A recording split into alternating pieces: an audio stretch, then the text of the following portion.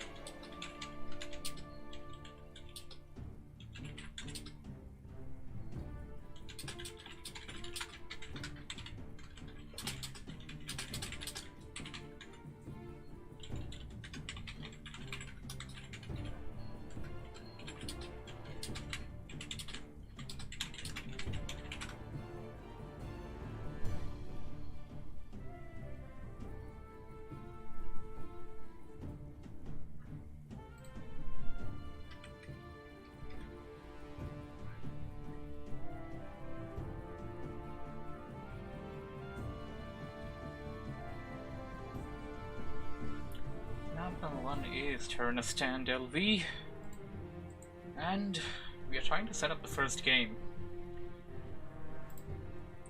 We got Valhalla versus Govnar.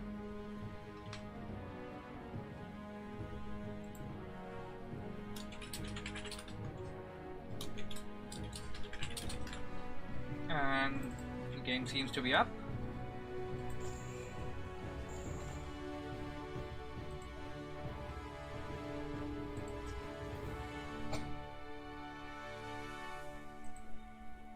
Can't find it yet.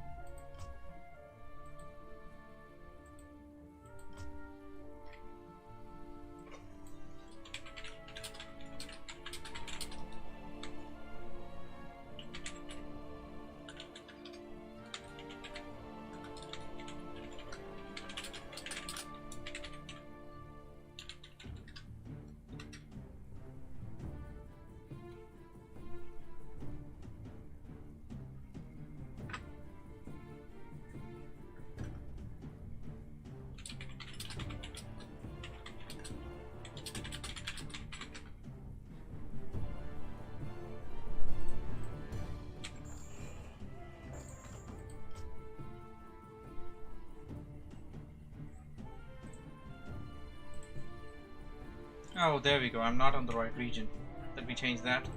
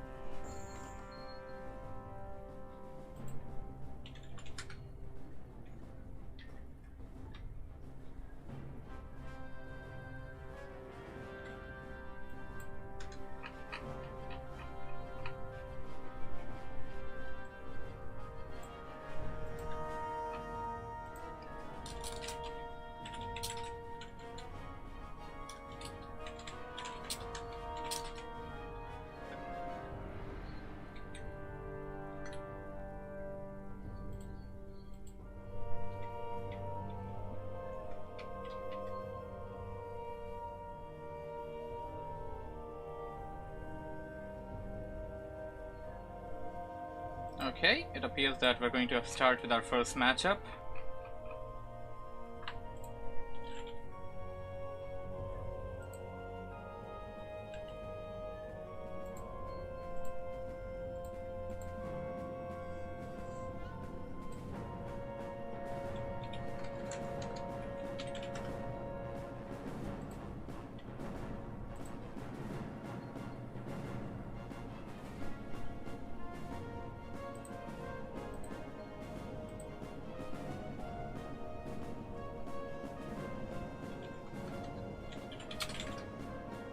Alright everybody, Return to the Jungle, tournament number 2.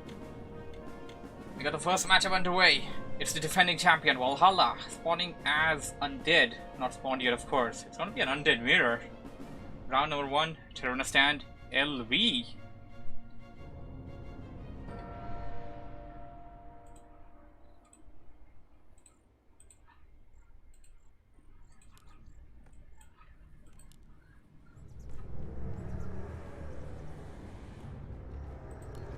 Got Valhalla spawning as these are the right colors. Yeah, they are the right colors. Light green undead on the right, and on the top left we got Governor spawning.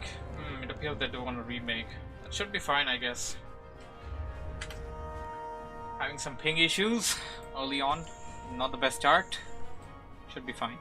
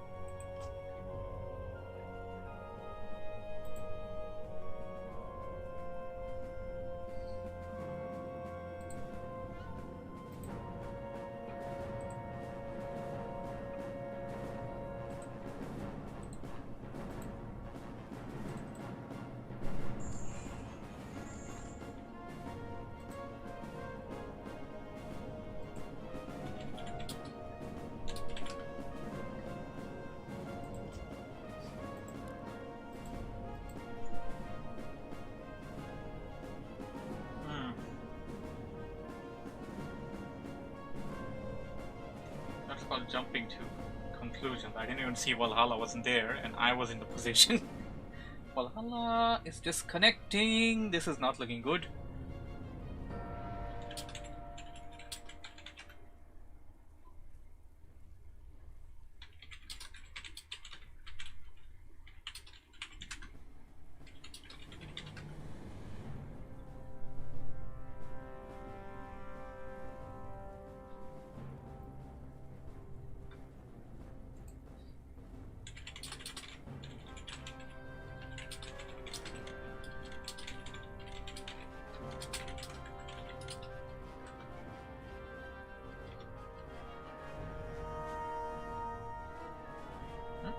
Cancelled by host.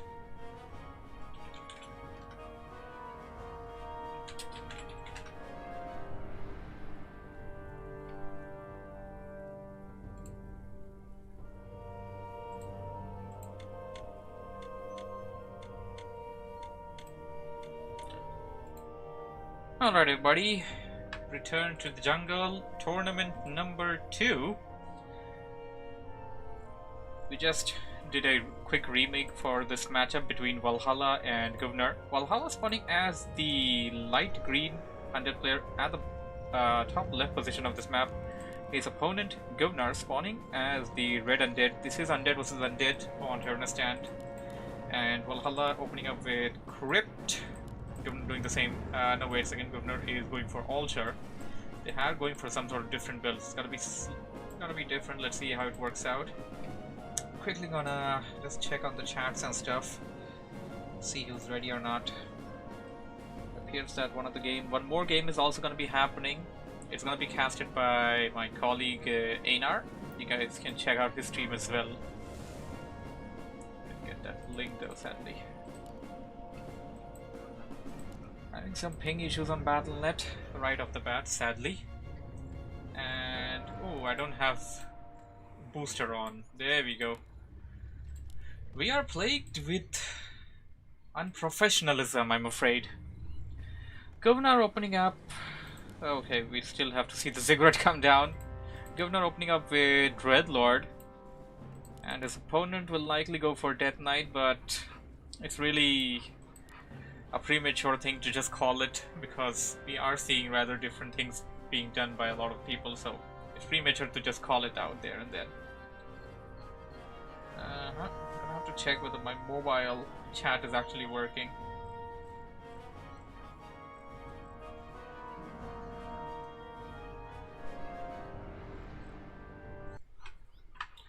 A Scout Acolyte coming towards Valhalla's base. Valhalla did not send out any scout just yet. He didn't even train a 6th Acolyte for any kind of base repairing or building or expansion or anything like that. The Governor's Acolyte just gonna go in, have a stroll around the graveyard and then go back to his base. Death Knight coming in for Valhalla. Governor's Dreadlord is already there. Going out for some creeping perhaps. Gonna go for green camps. Try to get your hero to level 2. Already sold off the TP, Sacrificial Skull and the Rod of Necromancy, of course. Going to creep out this easy camp here. Apprentice Wizards are really easy to take out. Not gonna take a long time. And I believe this one does drop an item. Does it? Yep, it does drop an item, and the item is gonna be the Cloak of Shadows. Cloak of Shadows is rather... it can be useful. I mean, I'm not gonna go ahead and simply say that it's the useless item, most useless thing ever. It can be useful. You can use that. And my toddler is being rather bothersome right now. I'm pretty sure you guys can hear her now. And it appears that Govnar is going for an expansion attempt here. Yep, he is definitely trying to set up an expansion here. Coming in with the Acolyte, putting down the Sacrificial Skull, and going after them creeps using all of the stuff that he got. Now he's also gonna haunt the gold mine in the process, perhaps. Valhalla has no information of any of this just yet, but this is of course Terranos stand. If he goes through this area and if he sees some area affected by blight, he'll know that there is definitely an expansion set up. He'll be doing of that. Valhalla trying to creep out this orange camp here. Gonna try and get his hero to level 2. This is the defending champion, mind you. He's got a chip on his shoulder, something that he's gotta work hard for. Governor's got nothing to lose here. Skeleton Warrior coming in towards the red ended base. Could actually attack this ghoul and maybe even to kill it. Attacking the wrong ghoul if you ask me. Expansion coming up, and Valhalla still doesn't have any knowledge of that yet. Valhalla does not have any knowledge of the Dreadlord either. He's just trying to push in some sort of pressure over there. Coming in, and he's gonna spot that Skeleton Warrior. Oh no, he left it. I mean, the Skeleton Warrior, if it's alive even by 1 HP, it's still gonna do its job. It appears that Valhalla is coming in to check up for an expansion. He's gonna see the blight, and he's gonna notice that there is definitely an expansion up here, and there's something that he needs to do about it. He immediately spots a Dreadlord over there, Dreadlord with level 2, and that dangerous Empiric Aura coming in with all those ghouls and Skeleton Warriors trying to get a surround on Valhalla's Death Knight. Death Knight surrounded. This is a difficult situation. He still should be able to get out of this nonetheless. Does have Potion of Healing and the TP, and is forced to use the TP. Managed to kill one ghoul in that fight, but he definitely has the disadvantage. He didn't get the upper hand in that exchange. Govnar ahead. Valhalla is staggering right now. Govnar also is getting the expansion up and ready. Valhalla now back to the base, gonna creep out his Goblin Merchant camp. Perhaps buy himself another TP, Potion of Invulnerability. You need those stuff. And especially against a combination of an army that's focused heavy on surrounding, you definitely need that kind of stuff. Just gonna quickly check on the chat and stuff. Let's see what's going on. It appears that one game is gonna be hosted. Nothing yet. We're gonna cover the entire thing, nothing to worry about. Back at the base, Valhalla nearly done creeping over here, and level 3 on the Death Knight. Although he was behind a bit, level 3 can actually secure him something good. But on the other side of the map, we got Govnar also getting his hero to level 3. If you go with the items for a bit real quickly. Valhalla's got himself Gauntlet of Ogre Strength, Slipper of Agility, and Potion of Greater Healing, which Greater Healing is a pretty good item. On the other side, the Dreadlord just sold off a bunch of items, and he kept the cloak. Oh, so he's gonna respect the hell out of that cloak. This is, of course, the newly upgraded cloak. It can hide you during the day and the night, so you don't have to wait for the night time to be able to shadow melt like a Night Elf player. So it appears that Governor is gonna go for some more creeping. He already sent out some Skeleton Scout warriors out there, and it appears that Valhalla coming in with a Dark Ranger. Dark Ranger is a rather interesting choice here. Against those ghouls, it can definitely favor Valhalla. If he manages to kill those ghouls one by one, that's exactly what he wants to do. He has enough number of fiends, he should be able to do what he wants to. Coming in with the heavy fiend army, going after that Sasquatch level 5, that's going to give Valhalla some experience and an item as well if he manages to kill it before Govnar gets into that fight. And the item that he got is Wand of Illusion, which is a rather good item for this kind of a situation if you know how to use it. Valhalla going in with the Death Knight and the Dark Ranger. Dark Ranger being attacked by that Spirit Tower. Governor has a Spirit Tower back at the base. Now this is something that as an undead player you can do in case you're going for early expansion and go for a rather unorthodox build. You can go for Spirit Tower. Spirit Towers deal a lot of damage. One Norubia Tower, rest of them Spirit Tower. Like, that's something that you can definitely do. Over here, Valhalla is kind of in a spot that he can't really take advantage of that Dark Ranger just yet, because he's not able to engage with Govnar's army. Govnar is just pushing in and staying near his towers. This is actually being a big hindrance for Valhalla. Valhalla's Illusionary Death Knight being taken out by them towers, and once that is out, they're gonna attack the units. So far, he hasn't lost any unit yet, and I don't think Govnar lost any unit in this engagement either. No, wait a second. I think there was one Shadow Priest over there that got lost. Yeah, but definitely one Shadow Priest got killed in that process. I don't remember who owned that Shadow Priest. So Valhalla managed to cancel building over here. I don't remember what that exactly was. I didn't actually click on it to find out. It may very well be a second crypt. Under the builds such as this one, you do go for a second crypt and you go for mass ghouls, then you kind of transition to mass gargoyles. That is a thing of undead. Now Valhalla applying heavy pressure over here. Govnar, despite of having the expansion, he's not able to rather defend this crypt over here. He should have pulled those workers early. The acolyte's being pulled really late, and he's gonna lose the crypt over there. Now, losing the crypt, you do have a lot of ghouls back there, and he's not bringing them in because he knows the Dark Ranger is there. And with that Dark Ranger, Valhalla can actually take those ghouls out one by one and convert them into skeleton warriors. And now Valhalla focusing on that Altar of Darkness. The Governor's Hall of Death is ready. If the Altar of Darkness goes down, there won't be any second hero. You usually don't go for a second hero when you go Dreadlord, but if he had that in mind, he can't do it anymore. Another Spirit Tower coming in for Govnar.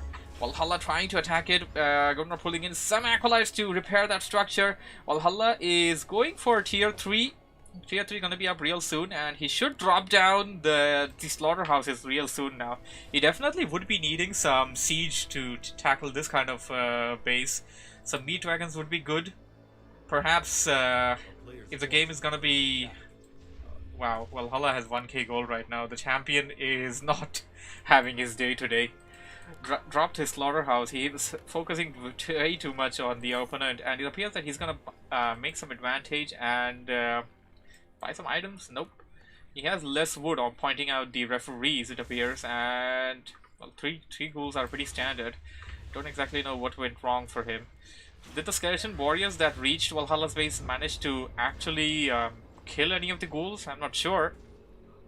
So Valhalla managed to kill one ghoul, but one ghoul isn't really that big of a deal. That shouldn't be any kind of a problem. And Necropolis being set up by Govnar at his expansion.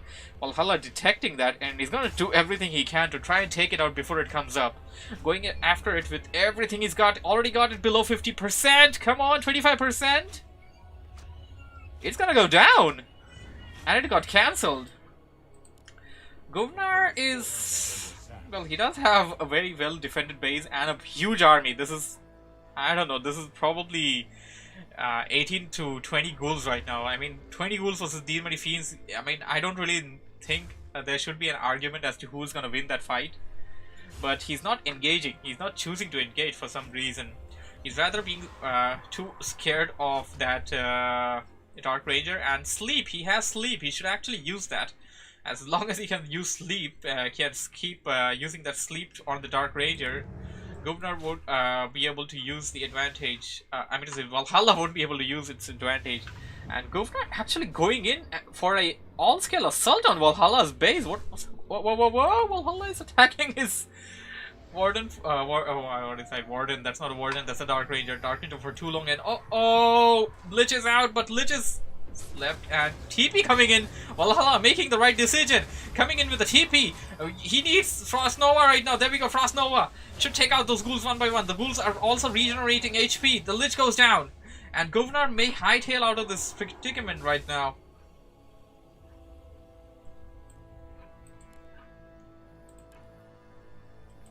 Exactly what he's doing.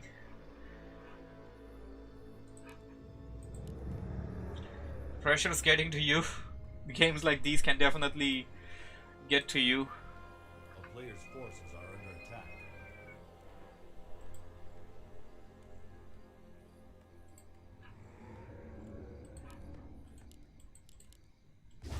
So Valhalla going in and clearing out his expansion. Counter expansion is one thing that you can definitely do in a situation like this.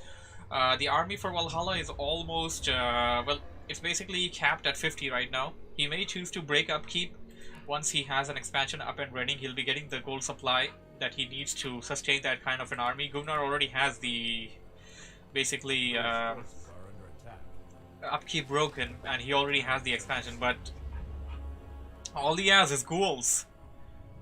All Gunnar has is ghouls, and this is a time that he definitely should be using to get the stuff that he needs to actually beat Valhalla. His ghouls are basically having an attack upgrade. They're getting Ghoul Frenzy as well from the Crypt. And they have 2 attack upgrades, 2 armor upgrades as well. He's probably gonna buy some Scroll of Healings and stuff, boost of speed. He already has 1 Scroll of Healing and Scroll of Protection. Those are gonna be useful indeed. And it appears that Governor just wants to rely on this heavy ghoul army. He doesn't want to go for anything else.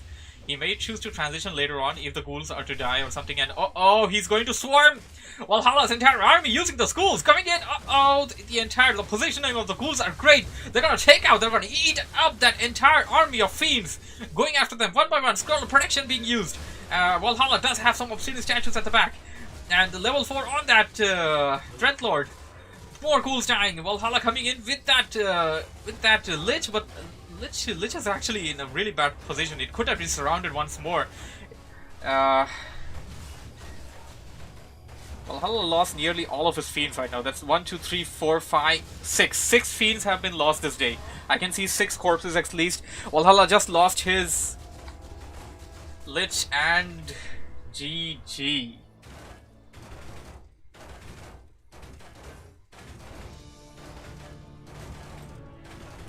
Our champion has been slain.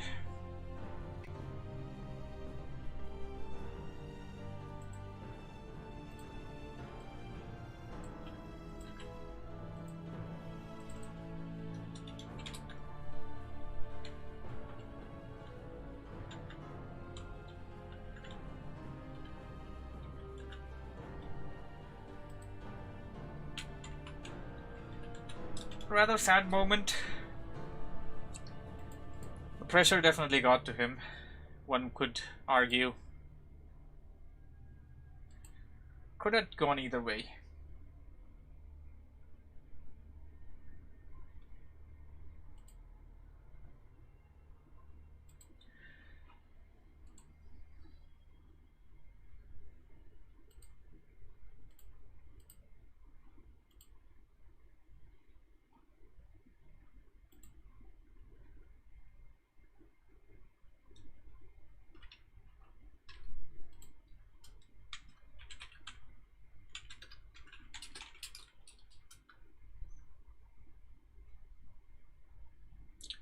Okay, it appears that the other game from round number 1 that was hosted is also done. What was it though? It was...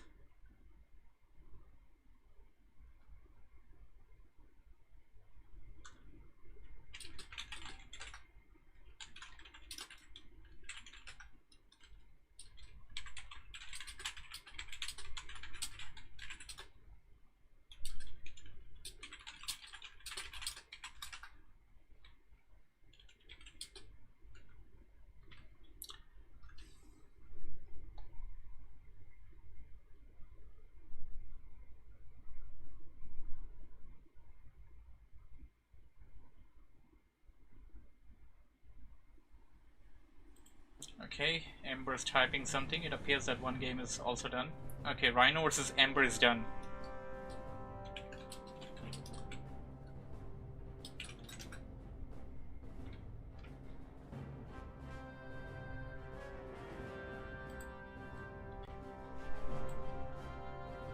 And, well, that's surprising. Rhino won the game versus Ember. Alright.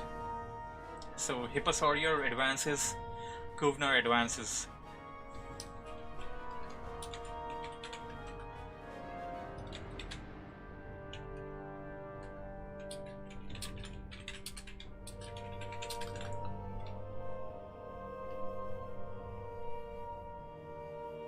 Okay then.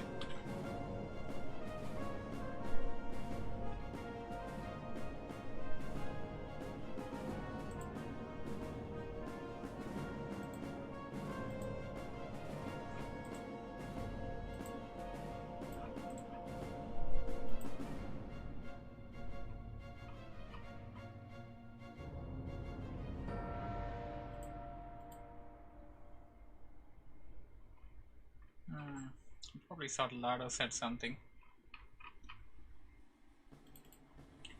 Okay, next game is gonna be Lado versus Doda.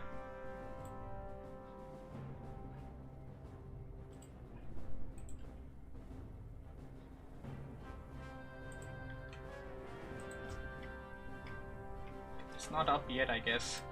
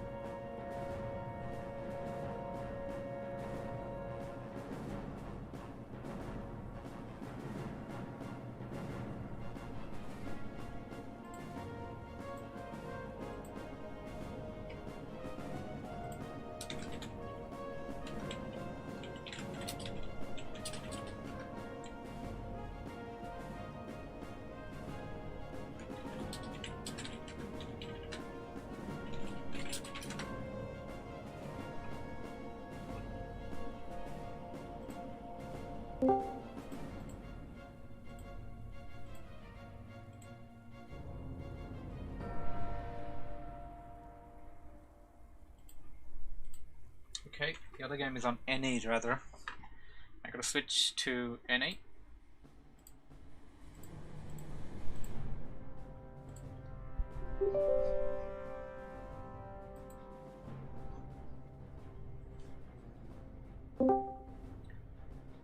Ahoy there. Hey, how's it going? How you doing, man? I'm fine. Good. 3 people don't seem to be here yet at all. Like, last time everybody was here. Yeah. A little interesting. Very interesting. Well, we'll wait for a bit. We're not gonna wait for too long. If they don't show up, we'll just have to drop them. Yeah, at least we'll have another game to cast. Lado. In the meantime.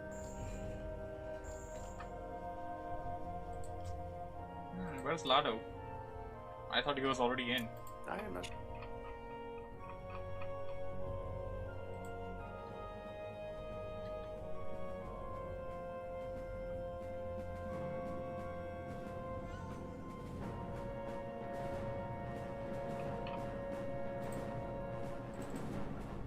I was just saying that Lotto should be a pretty big favorite. Yeah. He decides to go the whole way with it.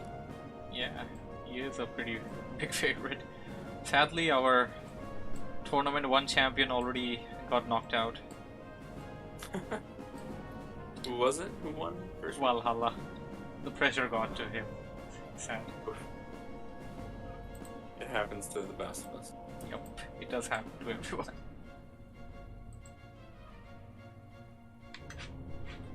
Okay, after this we got 3 more games in Terranistan round 1. Sapphire should show up. Cortex would likely show up. Remote. He did say he's gonna show up now. Let's see.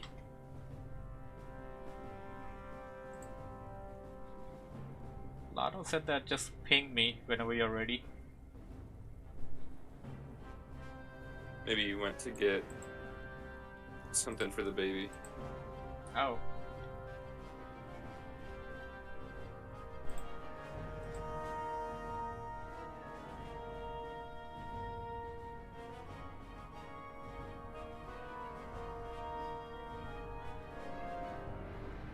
Okay, we can actually have another game as well, but that's gonna be from round 2. That's Value Snack versus Govnar. I think, yeah, because Value Snack did type in something, maybe around.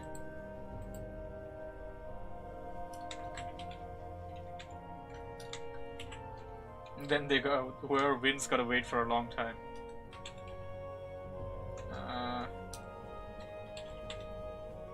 That's part of the deal, though.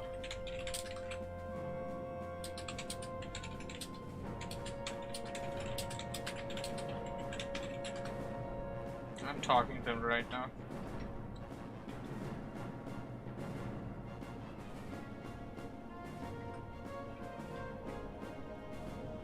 Route to his concealed hill. Okay. And whoever wins this game, Lotto versus Doda, will be facing Hipposaurier. And then Just call him Hippo actually. Hipposaurier just seems weird to pronounce sometimes. You saying? And then whoever wins there will play the winner. Of the Value versus that. Govnar. Yeah. Yeah.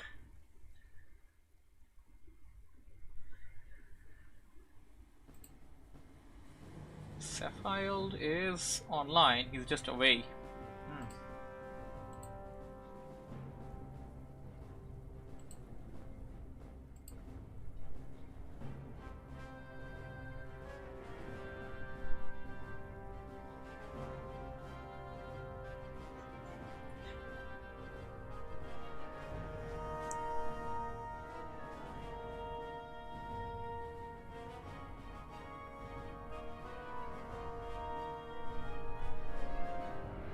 Value Snack seems to be AFK as well. I guess I tagged him.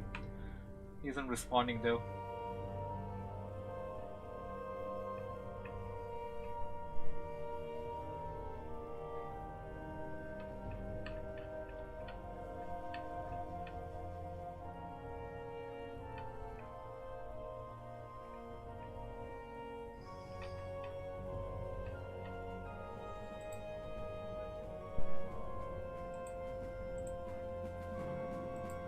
Best part of this entire thing is waiting to end. I have to be honest. Definitely my.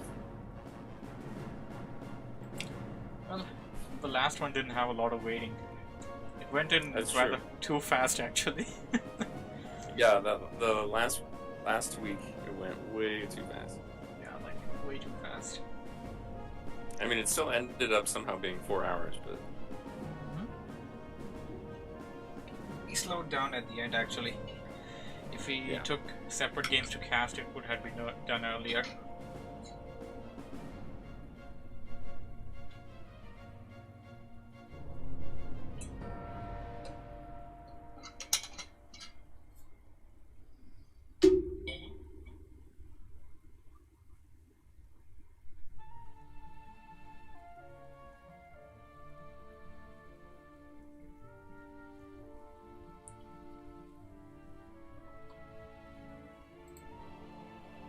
So, tournament was 1600 hours. It's gonna be 1700 hours in about 20 minutes. We'll wait for a bit more than that. If the guys don't respond at all, I guess we'll just have to drop them.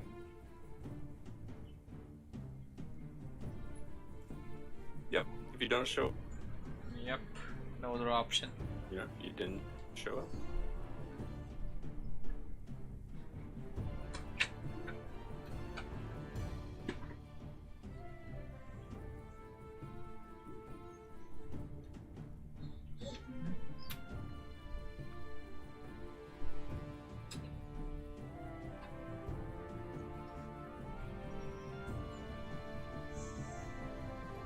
Hey, value snacks around. Okay, I guess you should go for that game. And I'll wait for I'll go these for it. guys. Sounds. And if you want, you can stay here. And Okay. just mute yourself. I'm gonna mute myself as well. And only unmute yourself when you actually wanna talk. Like, Okay. when you're done with the game. We'll be able to talk easily. Yeah, sounds good. Yeah.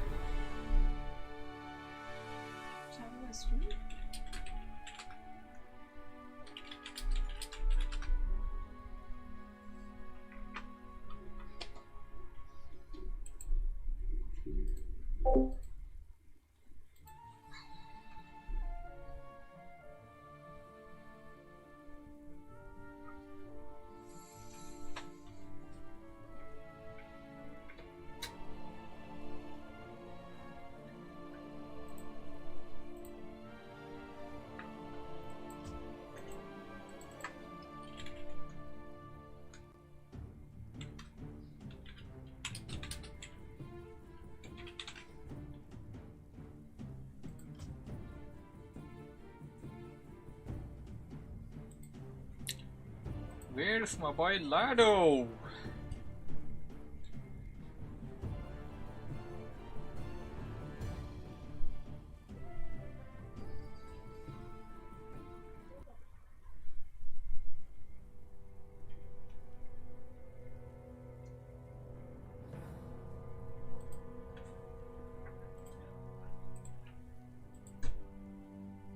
Hey everyone, joining the stream. We're waiting for the players actually. Lado should appear any moment now, and we should be able to cover the next game. We have another game going on, and Anar is currently casting it. I should have actually gotten his link. Hold on, I'm gonna get his link.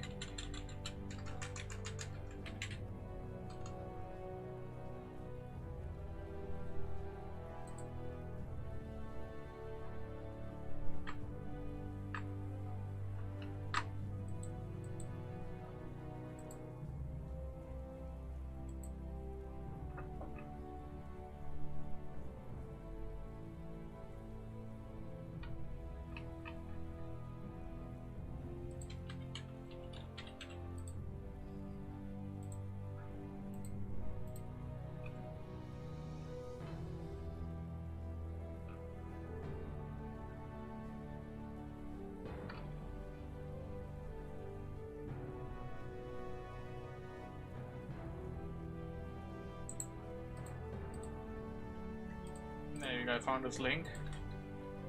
You guys can watch this as well. This is part of the same tournament, and he's currently going to be hosting Value Snack versus Govnar. Okay, that's on Concealed Hill.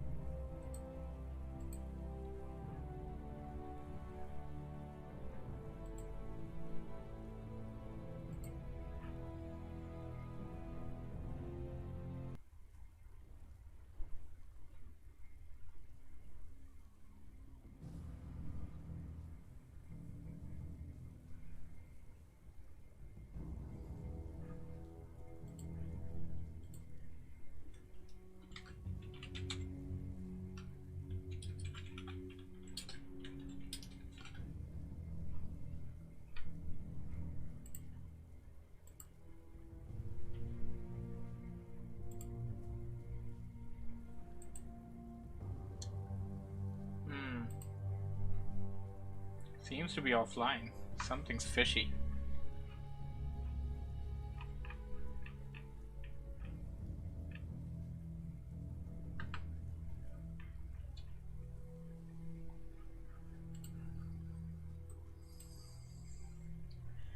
Only got 2 games done now, and the third game that is being done is actually from round 2.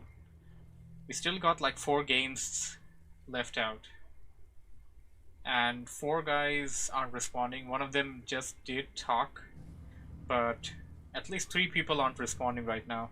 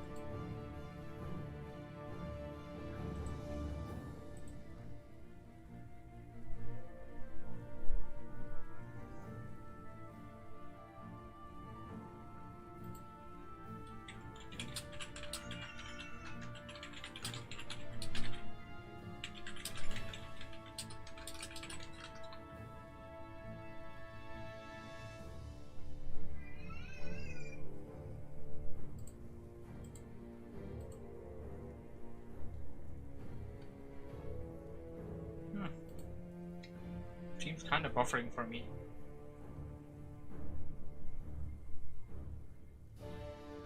Maybe my internet.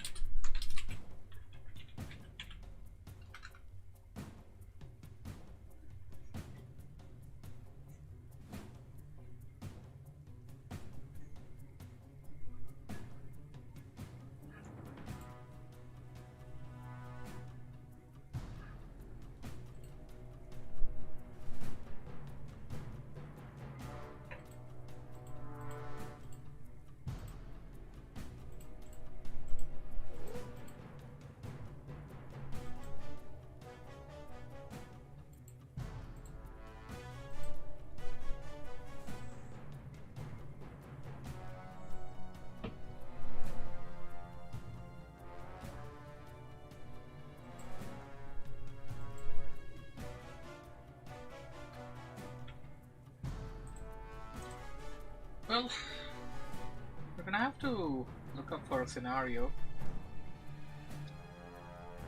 If Cephild, Corcux, and Remote don't show up, Undraid gets a bye. Undraid will face Kaiser. NJA will face Shades, and Doda will technically face Hippo. The only problem with this particular matchup is that Lado did actually report, but he's just not responding anymore. I've been trying to contact him since a while now.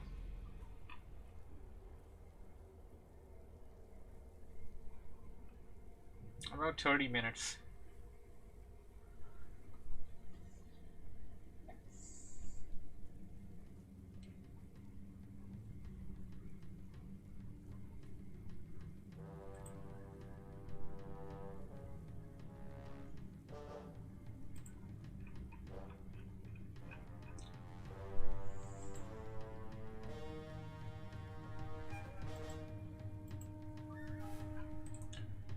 That's just how things have to work out.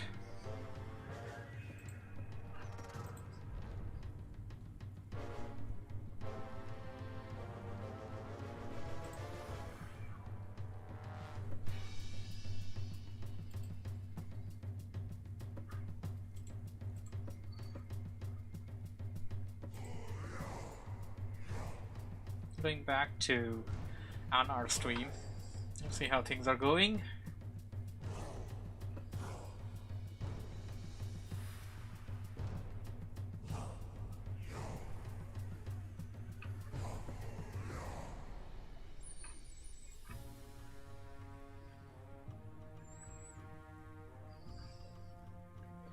Undead was Undead still looking strong.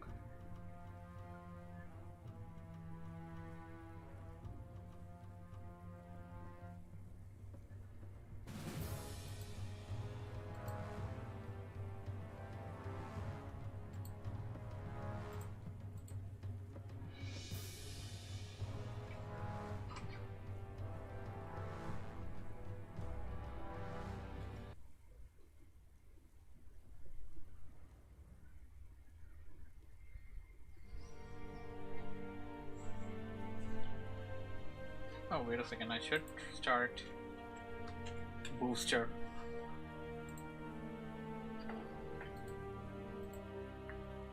It's always useful.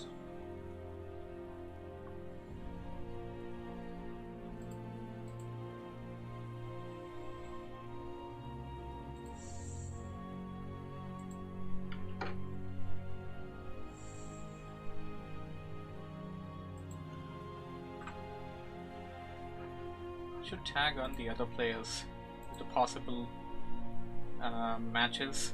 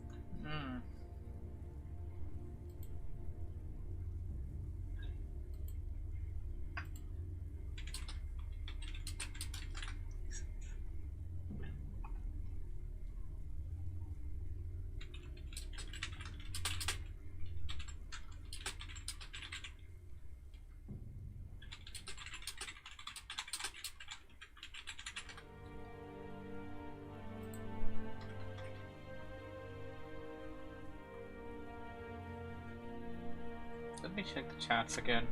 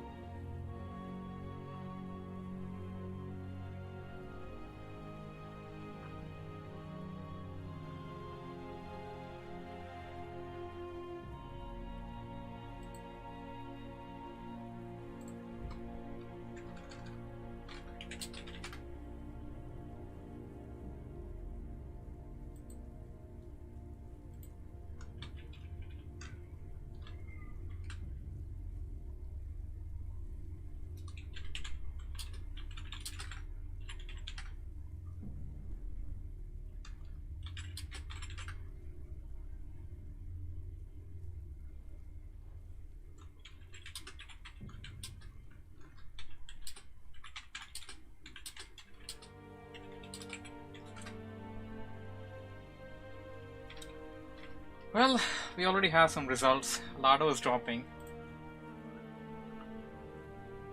Dota advances. Apart from that, Kaiser is said to have dropped.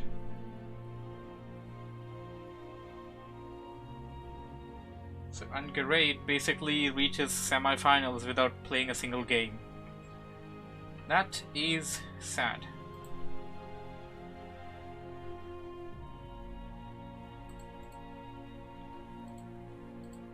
And Shades isn't responding either. And Shade hasn't said a single word so far. Remote hasn't said a single word. And the game is done between Value Snack and Governor. Well, we're having a bad day, man. Lado dropped. Do we got any other games coming up soon? Well, Dota and Hippo? yeah, Dota and Hippo next one. Who won between Value and Governor? Governor. Alright, Governor. So Governor advances to semi-finals. So I'm actually looking at the brackets right now. Lado said that he won't be able to compete. Kaiser had earlier said that he won't be able to compete, but I didn't see his message. So, technically, currently, Great basically reaches semi-finals without having to play a single game. Yeah, that's happening. That's hilarious, actually. And no Johnny Allowed doesn't have an opponent for the next one either, because neither Remote or Shades have responded. A sad day in gym. Really sad day. That's funny. Did Korkak show up? Corcrux hasn't said a word yet. I've tagged the guys that haven't said a word yet. Like, it's been an hour since the tournament was supposed to start, and I have we have like at least 3 guys, technically 4. That's Sapphire, Corcrux, Remote, and Shades. 4 guys haven't said a single word yet. The rest of the people at least said something. Lado said that he would be dropping. Kaiser said that he would be dropping. Well, that's fair enough. Bad day. I mean, worst case scenario, you put No Johnny up to the semifinals as well. Yeah, that's actually what's gonna happen. I guess we'll wait for a bit. Let Remote or Shades show up. Maybe one of them can have a match between No Johnny Allowed. And we can. The winner of until then we'll do Doda versus Hippo. Doda versus Hippo is the only game that is actually practical right now. Yeah. Yeah. Well, sounds like we can just duo cast at that point then. Yeah, that sounds good to me. I'm dropping Corcrux. Sapphire has been dropped, sadly. And Shades and Remote, I'm not doing anything for that right now. Okay.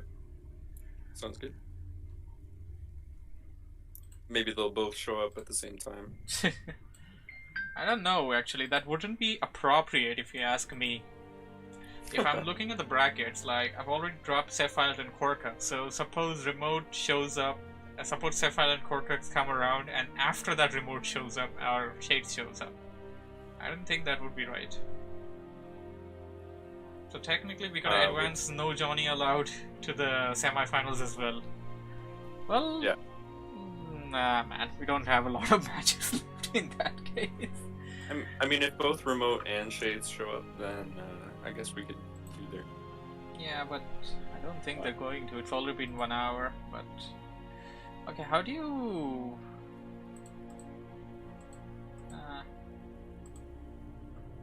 -1, I don't know what does that do. I'm just trying to do something in the bracket right now.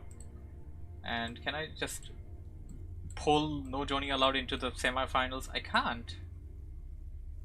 You cannot. I gotta advance Remote or Shades to the thing, but... I'll flip a coin for you. Heads will be Remote, tails will be Shades. So, give it Shades. Make a progression. Nothing happened. Yeah.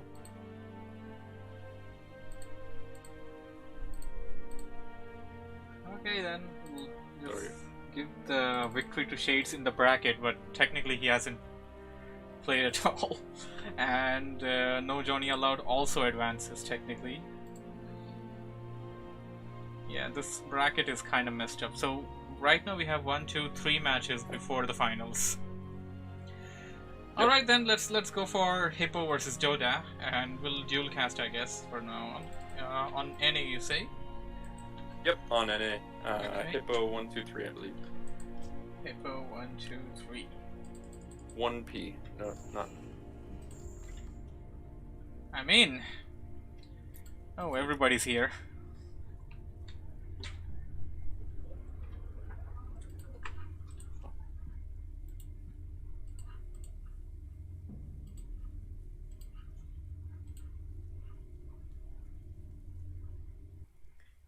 So I have some good news. I cast the entire first game without my mic set up. Oh. On Twitch. So everybody who was listening was just listening to the game. A day of mishaps, I guess. Great moment. Shout out to Cinematic. Shout out to Cinematic for mentioning that, I guess. Anyways, matchup is underway. Alright, we got Dota versus Hippo. Yeah, Dota elf in purple, top right. Hippo in bottom left. Yellow human. So, who do you think is the favorite to come out of this one alive? I've actually played Dota a couple times on War 3 Chains. Mm-hmm. I think I've either beaten him twice or we're 1-1, but I know I've beaten him at least once. Uh-huh. Hippo I've never played against, Mm-hmm. but he seems to play extremely standard and pretty safe, to be honest, but very pretty solid as far as his. Mm-hmm. Hippo had given us an outstanding I have to put performance the since advantage. yeah. Yeah, I have to put the advantage on Hippo, Yeah. just because obviously human is. Human, yes. Rifleman. We've been over this. Altar ready, we got a Demon Hunter coming for Dota. He's gonna stick to the classic build. And this is actually my favorite Demon Hunter vs Human map, Mm-hmm. because you can creep this ogre camp, and then with the Ancient of War, and then by the time that you kill the ogre, if you start walking over towards there, Mm-hmm. you can get a decent creep jack in and maybe steal a kill or something. See. This is coming in. Footman gonna follow that, should plant itself to a nice spot. Does detect that complete wall off of the base. Wait a second, it's not a complete wall off. Hippo does have a small opening right below the altar. There might just be a one size gap though. There maybe enough of an opening on the right side. Yeah, your players do tend to open up opening on the right as well, even after going for a complete wall off. So Dota's hero is already done creeping over here. Well, almost done creeping is what I should say. Got Claws of Attack +6, and on the other side of the map we got Hippo going in for the same camp with the Militia Power creeping.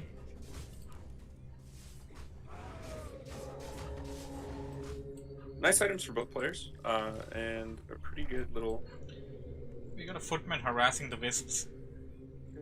Yeah. Should be careful. You don't want to lose Wisps. Dota It's good that he hasn't lost anything yet. Yeah, that's good for him. People are doing a good job of putting down the Wisps into the gold mine, and at least, well, having that Footman over there, the Footman is pretty low right now. It may get killed, but one good advantage that Hippo had by having that Footman over there, that he knows that the Demon Hunter is nowhere around him, and he can creep for a bit without much of a hassle. Given a side, humans do creep this quickly, I guess. Uh-oh, that Wisp just detonated, and a lot of mana has been taken away from that Archmage, but that was enough of the intel for Dota. So Dota does know about this expansion attempt. He is coming in for that camp. Yes, sir. Won't be able And to this stop is the it. other part of why I really, as Night Elf, go hard on your militia and your peasants.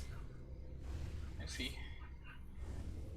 Won't be able to stop him from setting up the expansion, at least not with the... Auto attack. Uh-huh. You could easily get 4 or 5 peasant kills, which would just make this expansion a no. You're actually right, he's not concentrating, well, he's not near to the peasants either, and Hippo is doing a good job of keeping him away from the base. Level 2 on the Demon. Going after the Archmage, and DPS is gonna come into play. But look at all these peasants that could have easily been killed. Yeah, you're With right on that one- one. He could have easily killed them with that Demon Hunter's DPS, and if the archers were actually around there earlier, that would have been a better situation for Dota. Yeah. But he does get 2 footmen, which expendable. Peasants are really not kind of expendable. Not in Right. large numbers. By the way, are you using push to talk?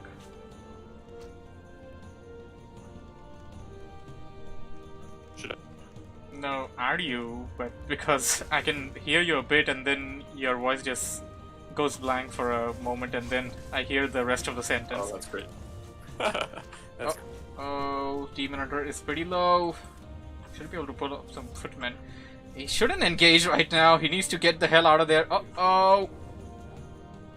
Survived with 10 HP around. Nice.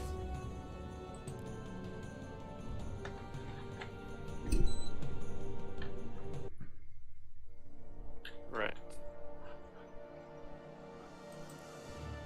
Gonna go to the fountain and rejuvenate itself.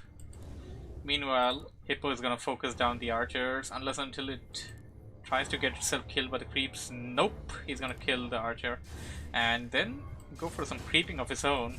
He's not taking damage on the elemental like he should, and that footman's gonna die.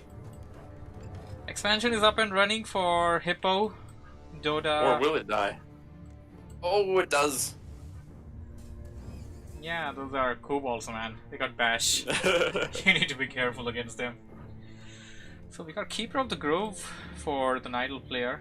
Rather interesting choice. Usually go see either Keeper or Demon, but in this game we're seeing both of them. It can actually work, especially with a kind of a fast expo from the human, because that means delayed priests, right? So delayed dispel. So if you go Entangle first, you can get some pretty solid kills. Right. The DPS of the Demon Hunter is well known, and something's Yeah, exactly. pinging here. What's he pinging? Don't know.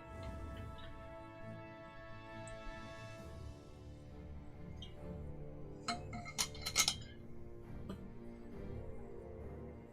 player's forces are under attack. Set up a 4 footman and an archmage. Question is he gonna? He's trying to set up a Tree of Life there. An expansion is in the way for Doda as well.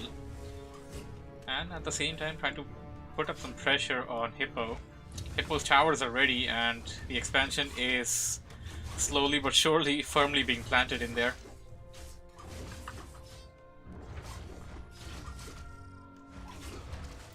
That DPS, man. Alright, cancel on the arcane vault. Should be. Nope. He pulled back a bit early and Hippo didn't cancel it. I guess Hippo's gonna wait for the very last moment to cancel. No, he's gonna pull in some peasant to actually repair that. There he comes in once again, although those are in the range of the towers.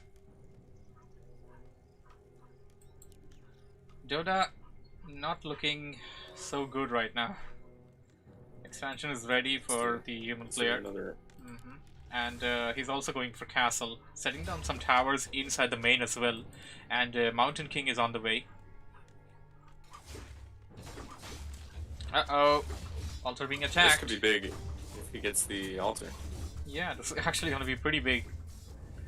But here comes Hippo. Hippo's not going to let him do that. And if the towers actually come up, that's going to be rather way too difficult to take out. And what is this? He's actually going to keep the peasants over there. They're mostly a distraction right now. That time could have been spent trying to attack the altar, but peasants, they're expendable. Sure, you can lose them, but that Mountain King is going to give him priceless value. Oh yes. As soon as that Mountain King's out, I would assume it's going to be a TP force with Stormbolt onto the Demon Hunter. There we go. This Demon Hunter could die immediately. Yeah. Oh!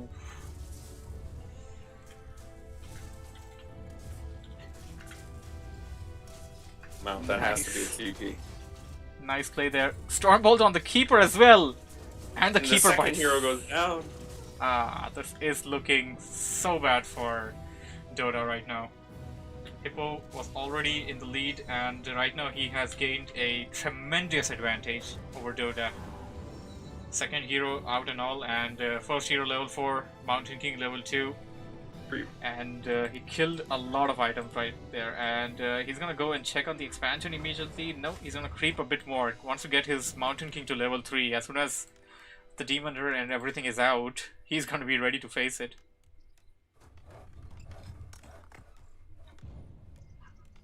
The only thing that I would say that Dota has going for him is that Hippo doesn't have an army yet. But it looks like he's going... got double workshop in his main.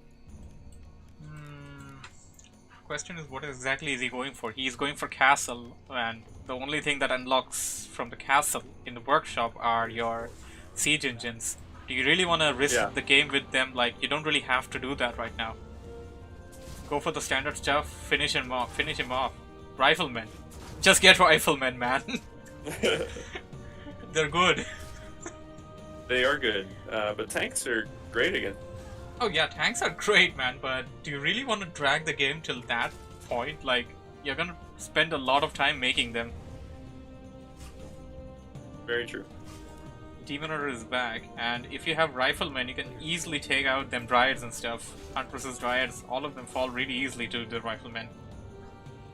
Yeah, if he had just been pumping out riflemen instead of going into castle tech and tanks, he wants siege. Easily had he wants 50, siege. 60 flank. Yeah. He wants. He wants siege. He wants to wreck his base with siege engines, and that's gonna delay a lot of stuff for him. Like, all he's gonna do is play the Night Elves game now. Just run around with your heroes and do some harassment. That's exactly what he's doing, and he's doing a rather good job of that, mind you, because he is able to take out a couple of units whenever he reaches his enemy's base. Uh-oh, MK is low. Nice mana burn. And That boosts us, that boots, man. That boots is all that saved him. Yeah, Archmage does have a TP. He's gonna be slowed a lot, but should be able to escape the TP again. Uh-oh, Paladin here. Tri-hero combo. Demon Hunter super low. Rejuvenation being casted by that Druid of the Claw. Druid of the Claw on the field. One Dryad being taken out in that fight. Tri-hero combination is just broken, man, at times. And it's gonna work really well. Yeah. Hero levels 5. Just. Nah, man. Half of whatever you're saying is just being cut away, man. Is it? Yeah, I don't know. I don't know what's wrong, and I don't think that's the situation on your stream. So we got Dota clearing out his expansion, gonna get his Demon Hunter to level 3. Should actually pull out with Demon Hunter now, try to level up the Keeper of the Grove. Player's forces are under attack. Would say the same to Hippo. Okay. Okay. Let me know if this works. I think this will How's work. that? Yeah, I think this will work. I should be able to hear you. So we got some siege engines heading in, and they're gonna barge into the army. Oh, let me know. Seems fine, I guess. The army should be able to take care of these siege engines. They're gonna go after the main. What are they doing? Sometimes I wonder why human players don't just train like 8 tanks all at once and then just send all 8 tanks. Some of them do that. If you go into, like, I don't know, legacy replays of some people like Thu, Todd and stuff, they used to do that. They used to train about 5 to 6 tanks, keep them as a surprise somewhere, and then just send them in. And by the time they reach the enemy's base, there's nothing that he can actually do about it. And one more thing that they should do, and they can do right now with the amount of gold he has, he's got like 1700 gold right now, and at this point he's just dragging the game, rather. It's just like sort of playing around. He has the game, take it, finish it. And if Dota is actually really good, he can make him pay for staggering this game for this long. It's true. Tanks in the base. This is the claw. Coming back. The army has to come back to the base to save it. They already took out one of the Ancient of Lures. Bot. Uh-oh! Goblin! Sapper! Sapper heading in! Sapper's gonna blow itself up! There we go! Sappers are great.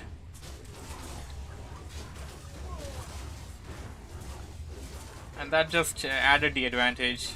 Hippo lost a hero, but it doesn't really matter anymore. Because even if Dota Two manages to, buildings. even if Dota manages to destroy all of the tanks, he's gonna have way too less to recover from this, like at all. Yeah. Yeah, the tree's dead. The tree's gone. And he needed to pull those wisps way a lot earlier. If he actually had armor upgrade on these tanks, they would have been indestructible.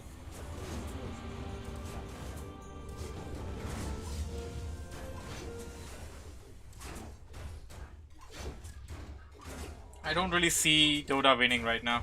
Hippo's got this game in the bag. He should destroy the buildings, though. Expansion being set up for Dota. And Dota's remaking his Tree of Life back at the base, and... well, he's still What got you his gotta pick. do to win?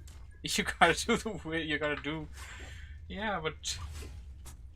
I may have given up. I guess he's gonna rely on that army. He may just go into a situation of a base trade if he has to, but he's not gonna give up, it appears. And he's also gonna clear out the expansion in the middle.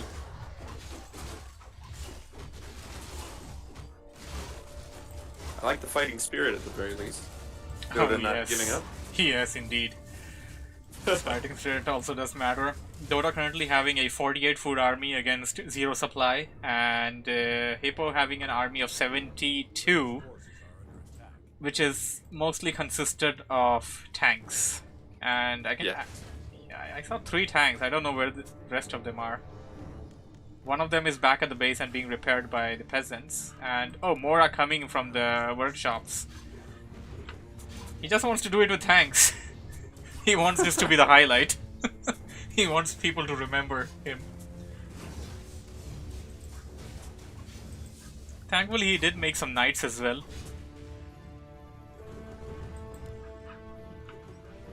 Yeah, but he's got. Uh-oh, face the army in there. Gonna kill one of the bears and TP immediately. Yeah. Yeah, I'd do the same thing. And uh-oh, he also TP'd without one of the tanks. A player's forces That's bad. are attacked.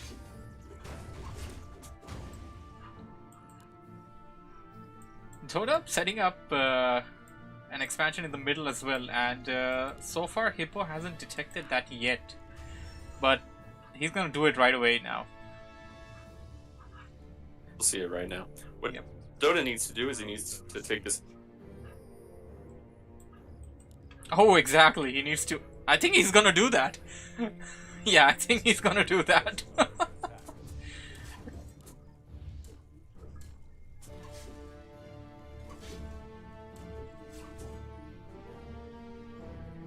lot of money There. in the bag, says Anjarade. Yeah. He didn't do that. He just set it up at the very corner. He didn't want to walk in.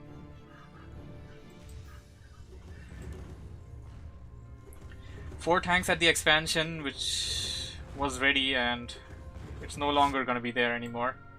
And there is a Tree of Life being set up at the Goblin lab, and Town is under siege. I mean, Hippo's just got a big lead right now. Dota's just surely but slowly losing this game. It's not slow at this point. This Yeah. Yeah. we have maybe 1 minute left. Probably. Why is he backing? Come on. Oh, so he's gonna make the tanks deal with the building and the army deal with the army. Because why not? Knights are super strong. He's got enough knights to deal with this kind of an army. Even if the tanks weren't there, he'll still win this. With good micro, of course. Lol GG. G call Yep. and Dota does not make it. The finals. This game goes to Hippo.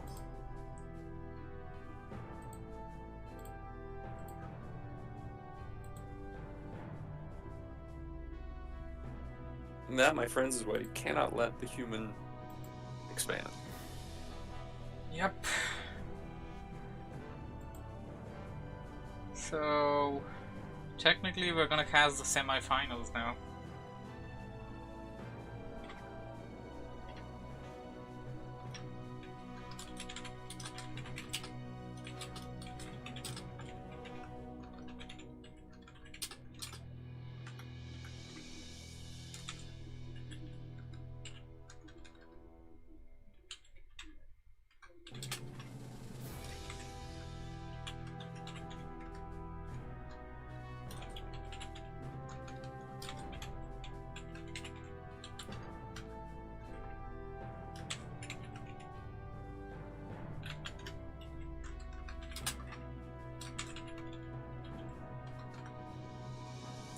Okay, I think we can split up. Should cast the semi-finals separately and join back up in the Okay. finals. I think all That 4 is good players too. are ready. Yeah, then we should be able to wrap up things early. Because the finals is best out of 3 this time. Hey.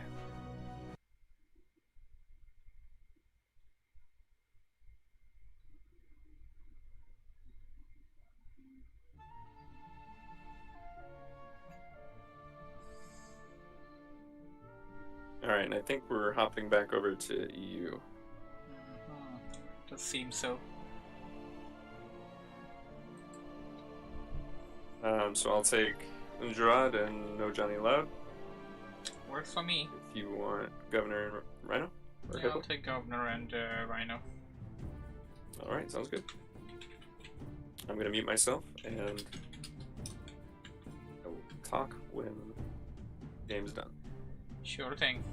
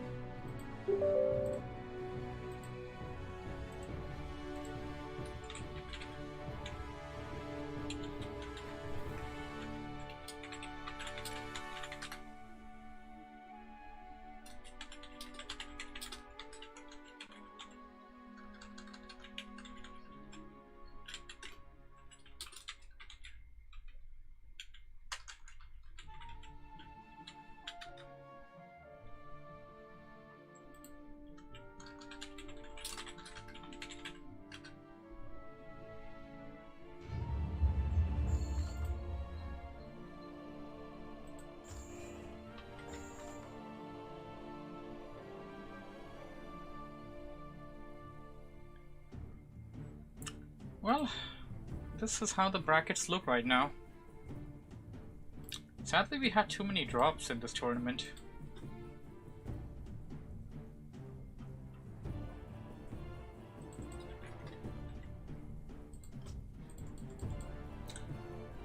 Semi-final match between Governor and Hippo. Governor is one way of saying it, I guess. And the match will be on Last Refuge.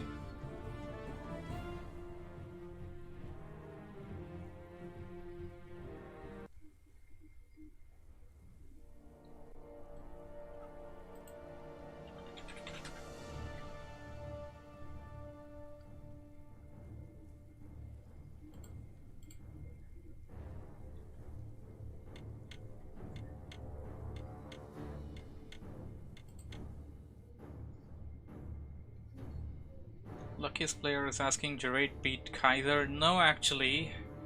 Gerard actually got a bye since Kaiser actually dropped out. So, we got Governor and Hippo in this game. Undead vs Human. Map is gonna be Last Refuge. And Governor spawning as the red undead at the bottom left location of this map.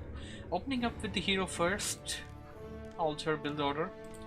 Hippo on the top right, going up with a pretty standard opening, nothing too very special going on right now. Sadly, we had a pretty mishap based tournament here from what I understand. Because about 4 people haven't reported at all, and a 5th guy actually dropped out. He didn't actually unregister, so his name was still there in the tournament. let's see how it works out. So the winner of this one will go to the finals, and the finals is going to be a best out of 3. First matchup of finals is going to be a matchup on Twisted Meadows. Altar is ready. Death Knight is going to be the hero for Governor. On the top right, we got the Archmage coming in. It's going to be a pretty standard Undead versus standard human, it appears so far. Hippo, although, is kind of the opposite of standard. We have seen him doing some good stuff right now. In the last game, we saw him going in with a lot of tanks against his enemy Nidal player. He went in for an expansion early on. His micro was pretty good against Night Elf. Micro management was doing pretty well. And what do we have here? We got the Acolyte going in towards this location and then immediately changing course. He's gonna go and look up from the expansion location. This is the camp that humans usually tend to creep for, so I guess he wants to stay around that location, and he's gonna kill one of the critters in that same location. The human player is gonna kill a critter as well in the same one. Acolyte is around. He's just going to patrol the area and be as annoying as possible, be distractive. Archmage coming in, he's gonna power creep out that, okay, he's gonna actually go in for a green camp first. Should be easily able to quickly creep out this camp without much of a hassle.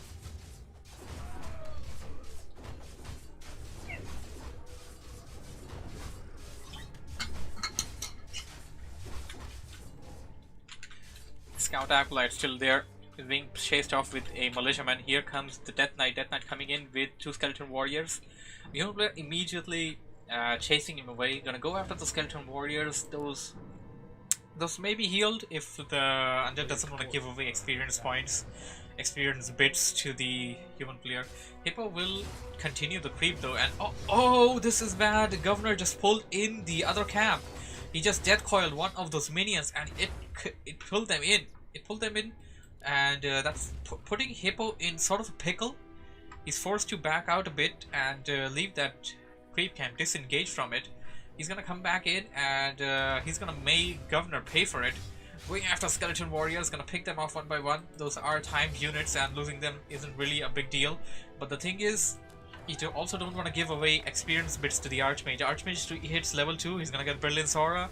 More Brilliance Aura, more number of elemental possibilities you can see. We got Blacksmith coming in at the back side of the base, and tier 2 as well.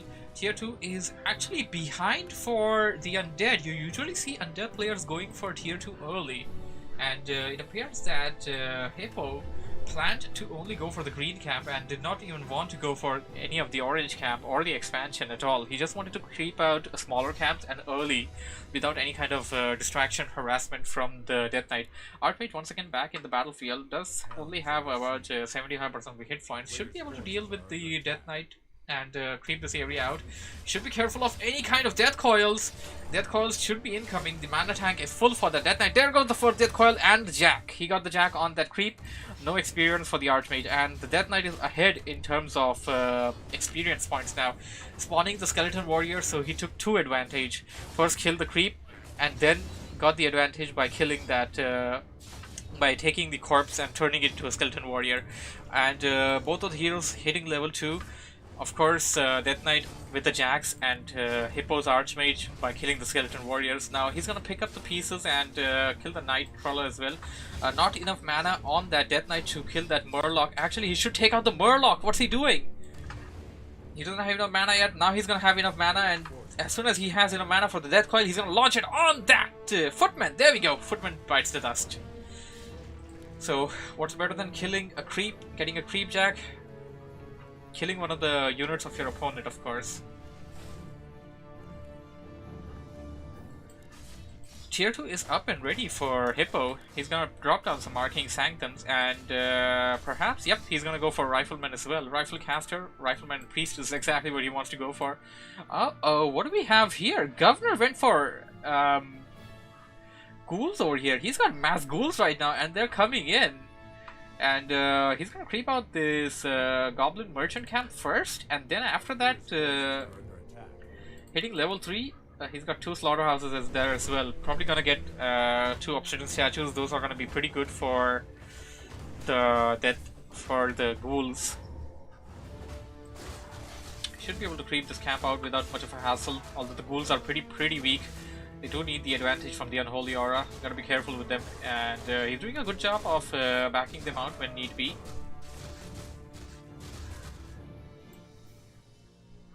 Second hero... Nope. No second hero yet for Governor. Governor's gonna stick to the Death Knight for the time being. Level 3 on that Death Knight. And Archmage is also staggering, actually. Archmage is staggering for level 3. Governor had done a really good job of stopping him from leveling up, jacking his creeps and all that stuff.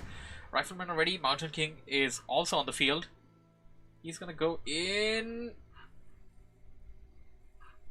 Nope. Not gonna creep. Gonna stick in there, just going to play possum, and oh, did you see that? The Skeleton Warrior almost attacked the Ogre. That would have aggroed them, and they would have then later on attacked the rest of the human army, which would force a disengage. But that's not gonna happen just yet. But it appears that human player wants to engage with that cam right now. He's going to pull in one of the Ogres and pull him into a location where it is safer to creep. The Death Knight is still hot in pursuit nearby. It does have one Death Coil remaining. It's gonna cast it on that Ogre Magi. No! It's gonna cast in one of the Militiamen, probably. Militiaman! No! He's gonna get the Jack. He's gonna get the Jack. And he's gonna stick around to get some item steals as well, I guess. Level 3 on the Archmage. Attack upgrade is done for the Rifleman. Lich is finally out. It's a pretty late Lich though. Slaughterhouse finally ready. Some Obsidian statues coming in. Death Knight is just lurking around rather right now. What the hell happened to them ghouls? The ghouls are back at the base. They're gonna recover on the Blight, regenerate their HP, and I'm not exactly sure, but I don't think ghouls is the answer for the standard human combination of Riflemen and Casters. If he actually goes in with them, that's not gonna work out. DK level is better than Archmage level, says luckiest player. I would agree. Death Knight's Death Coil is really deadly. And he also got the Obsidian statues at the back now, so he's gonna be recovering mana at a faster rate with the regeneration ability of those Obsidian statues. Both players are creeping on the opposite ends of their bases right now. And is Hippo gonna attack him? Seems to be nearing an army that would be sustainable for an assault. Aggroing the creeps at the Merc camp. May choose to pick up a Merc or two. Going with the full army, maybe. He's actually housed right now. Housed or supply blocked. On this side of the map, the expansion of Hippo is being cleared out by Governor, and there was a Skeleton Warrior here. I did see something red, but okay, that red may just be actually one of the units taking damage. Illusionary Archmage going in.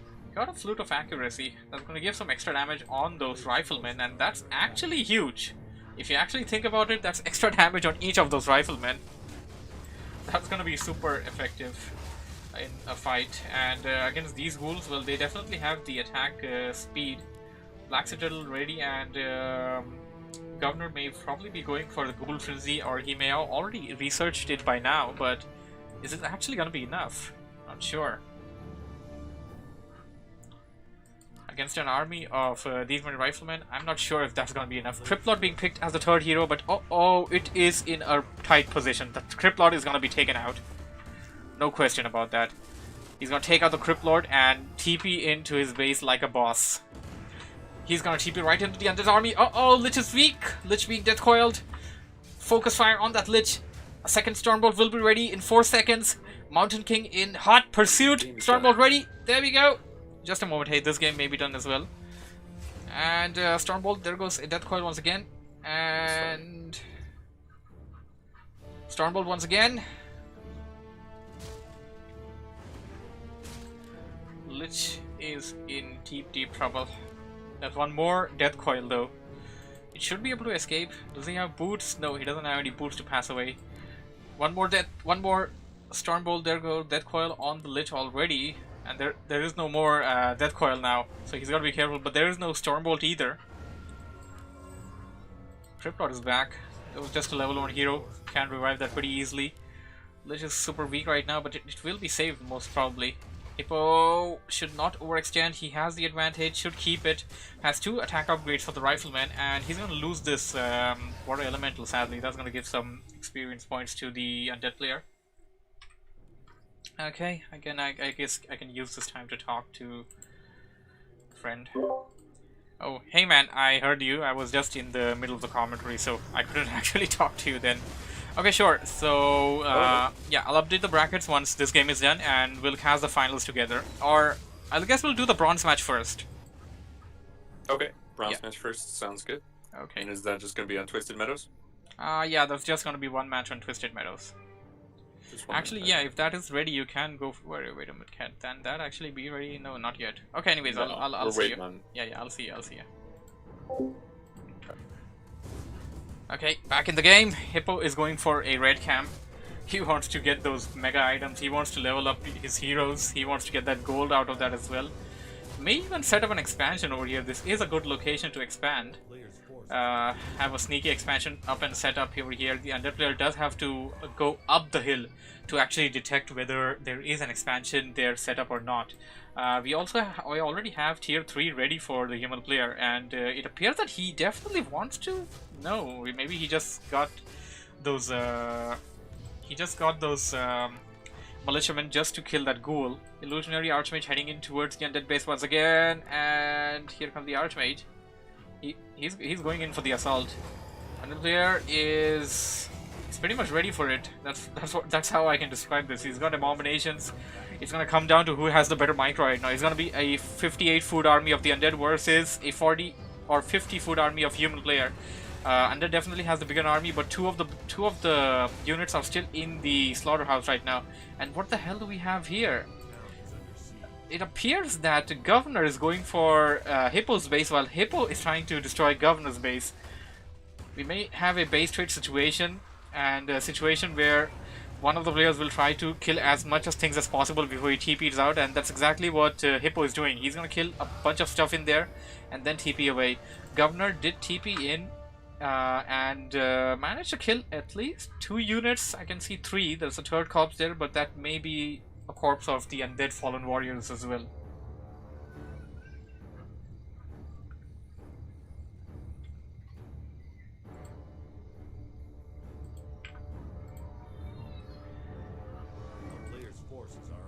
Governor going in to check on that expansion location. Maybe he just came in there to actually get some creeping for himself, but he may also go in there to check the expansion. Mountain King is stacked right now. If you actually go over the items right now, Hippo is definitely ahead in terms of items. Governor is ahead in terms of the army composition. He has the bigger army. He has broken upkeep. He's trying to set up an expansion now, and Hippo only just breaking upkeep, but just 1 extra food, which is rather unnecessary, but he's going for Griffin Riders. Well, if you're going for Griffin Riders, I guess you can break your upkeep, and without the expansion, I don't really know how this could work out. You do have a full army though. You have the choice of breaking your upkeep. You have like 1k gold left in the tank, and you got a pretty good... You have a pretty good situation in the game right now. You can do that. You can break your upkeep without the expansion in that situation. And the player gonna stay at the Goblin Merchant, probably waiting to get an item. What does he want? He probably wants a town portal. Come on. He broke upkeep, that's why he's actually he's gotta wait for a really long time to actually get that town portal. Finally getting it, and we got the Scout Peasant coming over here to check on the undead player's expansion. Uh-oh, Archmage Illusionary engaging the undead's army, and oh! Whoa, whoa, whoa, whoa! This is a tight spot! Hippo has a TP, Hippo needs to TP away! This is a bad position. He cannot afford, and oh, he's gonna leave behind a really good item, Perrupt of Vitality. That could have been super useful for the Mountain King, although the Mountain King already... Okay, he had 1 slot left. Should have picked it up. There was an illusionary Abomination in the base of the human player, which he sadly used Stormbolt on. Paladin being out as the third hero, and we got Griffin Riders coming as well. I guess he's gonna hide them at the backside of the base, and I'm not exactly sure if Governor knows about the Griffin Aviary yet or not. He did send in a ghoul in there, but was it actually there in time to see the Griffin Aviary? Okay, Peasant coming in. Peasant gonna detect this expansion over here. Governor has the expansion up, and he's gonna have it running in a really... he's gonna have it running real soon. Killing some peasants that were scouting around the area, and this is a bad situation for Hippo right now. Hippo has a 64 food army against Governor's 57, but without focusing down those abominations, that army can really fall real easily. And that nuke is really deadly, and the impale ability of the Crypt Lord makes it even more deadlier. He's just having a stroll, and he's okay. He got inner fire. That may be the answer that he needed. He's gonna put down inner fire on all his units before he goes in for the engagement. Underplayer is gonna stick in there, putting that Crypt Lord in the front of the fight. Gonna use impale probably. Destroyer is being set up. 64 food versus 63. It's pretty much an even army. Archmage is on the front right now. Archmage is taking massive hits. There goes a scroll of healing. There goes a nice little holy light. Right, this choke is giving the advantage to the undead player more as compared to the human player.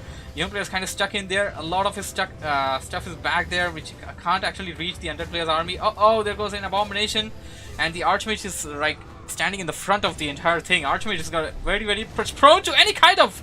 Oh no, this is bad. Archmage gets taken out. To a game where Hippo seemed to be having the advantage.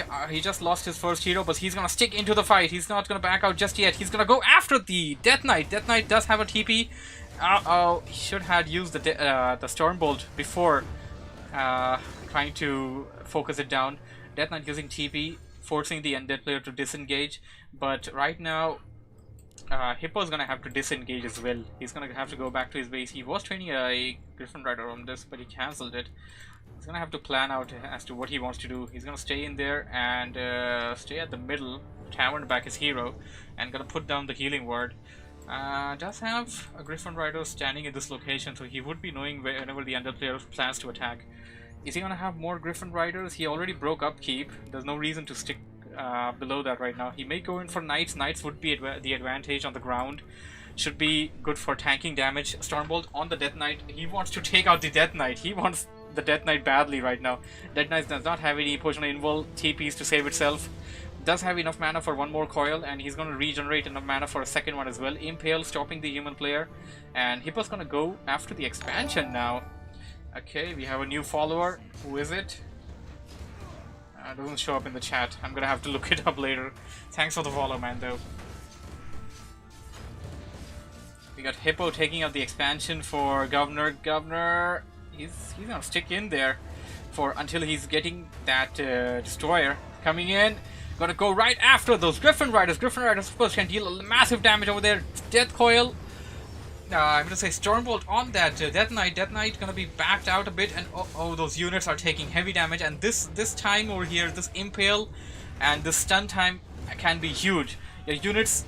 Paladin taken out. Your units can be taken out for of the whole Brigade Begin for that small duration, and that duration is more than sufficient for an undead player to actually take the advantage. But Mountain King getting the score on the Death Knight, managing to kill it, but Archmage super weak. Archmage is gonna be using the TP, and the human army of Hippo is gonna go back to the base.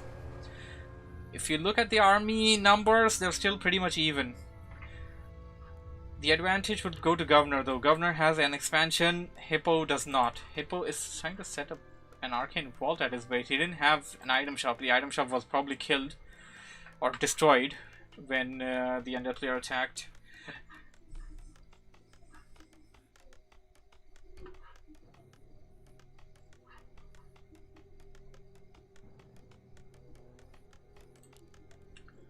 Arcane Vault ready. Gonna be using some Scroll of Regeneration, and undead player is gonna do the same thing but in his way at his base.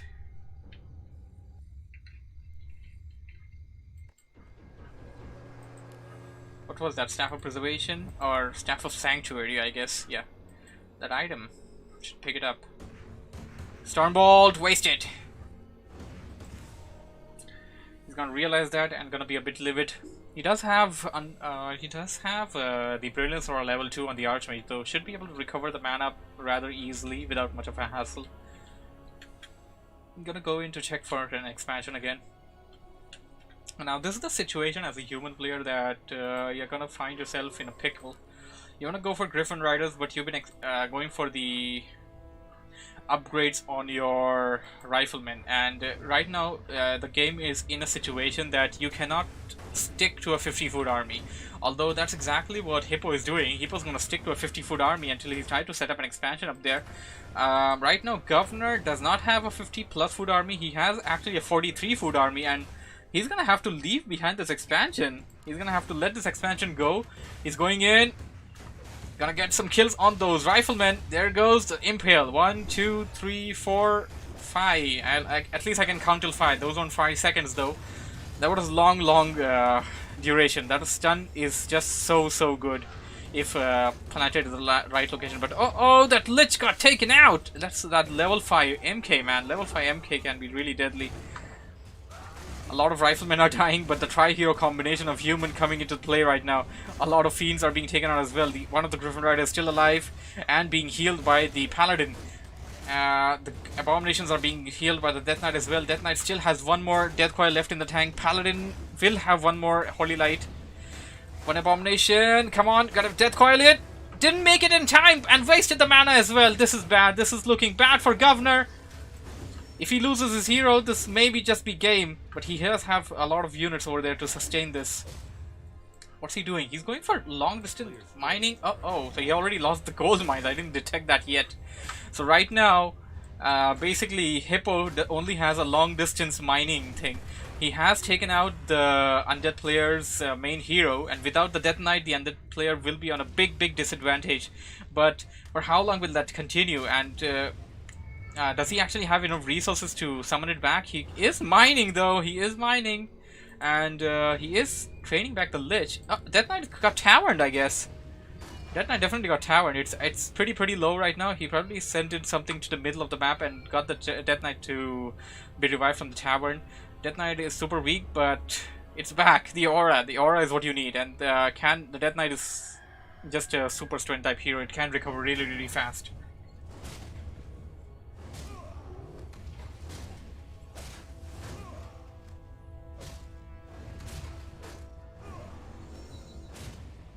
Death Knight didn't die? No.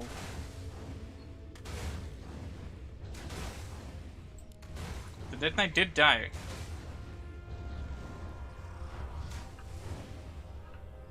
Okay, so that was the Lich. I think I'm recalling another part of the game, because I remember the Mountain King following the Death Knight up till this location, and I kind of happen to have forgotten what happened there. So the Lich died. Death Knight was still alive, I guess. He did not die in that fight. So the expansion for the undead has been broken by Hippo. Both of the players have practically no expansion or no gold, no proper gold source of income, is the best way I can describe it. We have Hippo doing some long distance mining, and he's finally gonna set up a expansion right now. Governor can probably unsummon 1 or 2 of his buildings and get himself 1 or 2 more units. Push in towards the human player's base. Level 6 Archmage, it can TP anywhere, anytime. Frost Nova on that Paladin. Divine Shield. Impale on that Archmage.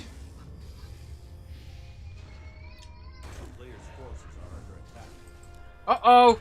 The Death Knight didn't die last time, but it may very well die right now as the MK is in hot pursuit. But Archmage gets taken out with that Nova. Paladin gets taken out. Death Knight gets taken out. Level 6 on that Mountain King. Hippo once again delivering an amazing level of gameplay over here right now. Hippo delivering another, you could say, 5-star matchup. And expansion being cancelled for human player. He's gonna lose a lot of peasants here, but one thing that he can do is sneak some peasants over to this location and get Get a gold mine running there. That Cryptlord is also level 5, man. This game has been crazy so far. So right now, Undead is having 555, human player is having 662. 555 is definitely gonna be better than 662. Can the MK level 6 literally carry the world on his shoulders? Well, MK can carry the world on his shoulders, but for how long is he gonna carry? It's a rather difficult situation right now. Both of the players don't have any proper source of income. Undead player right now has a 34 food of an army. Human player has 19. But what human player has is a level 6 MK. And doesn't have enough mana. He can't go for Khaz Modan on the Undead army, and until he can't do that, he won't be able to use his level 6 advantage. Managing to save that Griffin Rider. And he does have his militiamen set up here. He does want to set up an expansion, but uh-oh. Governor's gonna spot it. Sending in that destroyer.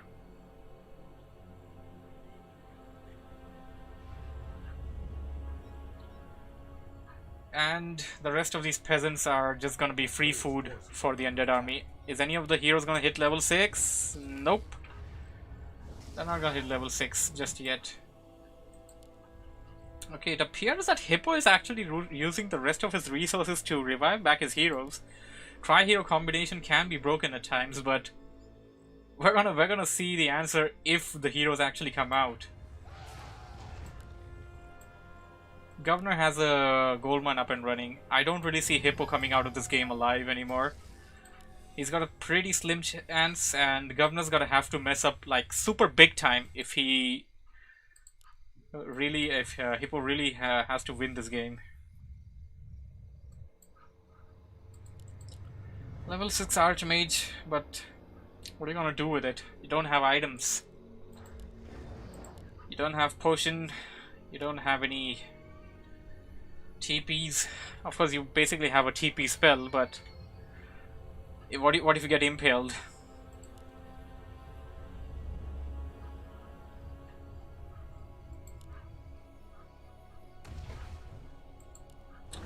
Also, Mountain King does not have Orb of Fire. Without the Orb of Fire, he can't hit any of these destroyers, so that's basically taking out basically the 50% of the potential of what the Mountain King can do as a level 6 hero.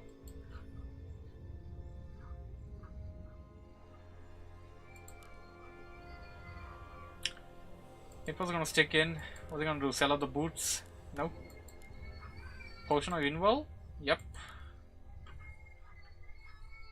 Potion of Invul, and the Paladin is ready. Sorry about that.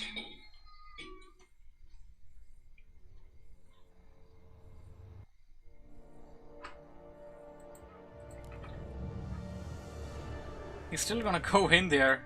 Death Knight is back. Death Knight is back, and the Undead army is gonna be functional to its full potential. And if there's any way that Hippo can actually win this game now, is that he's need a miracle. There it goes! For Khaz Modan, and he's gonna go right after the Lich! One more Death Coil! But it wasn't there on time. Focus Fire on the Archmage. Archmage can use the potion. Uh-oh. Death Knight super weak. Holy Light and Stormbolt, and the Avatar, the Mountain King, still has another Stormbolt left in the tank. He's gonna go after the Cryptlord. Death Knight doesn't have enough mana. Stormbolt.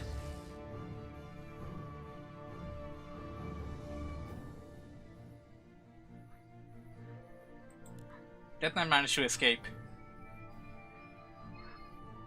But Hippo's gonna come right back in. He's gonna stay in there with the tri-hero combo.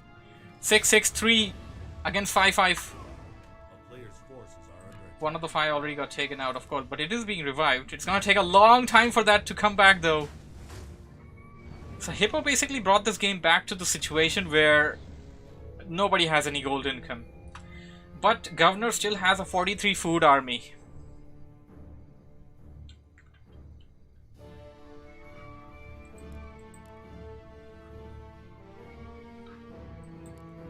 That Griffin Rider has been alive for a long, long time. Should be declared the MVP of this game.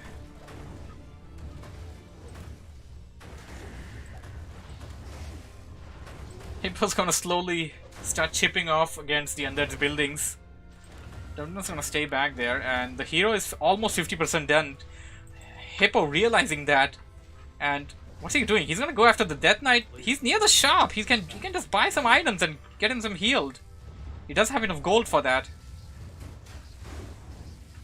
This is overcommitting, but is it gonna work? Death Knight is going far away from the shop. Does not have a potion. There's at least 2 more Storm Bolts left on that Mountain King. It does have boots. It can follow the Death Knight. He's gonna launch it. Storm Bolt! Death Knight! Taken out! Holy light!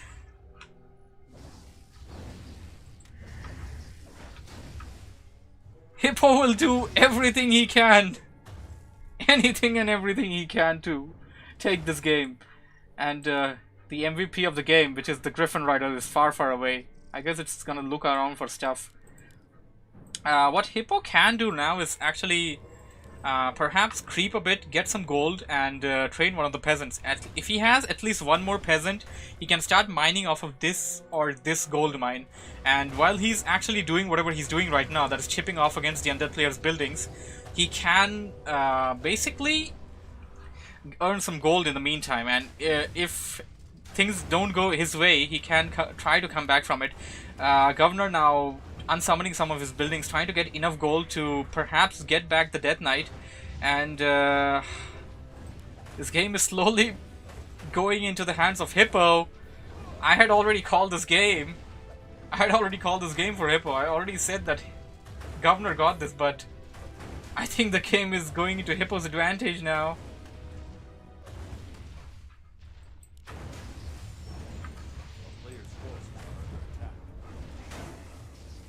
Mountain King has a lot of HP. It's gonna survive any kind of focus fire like that.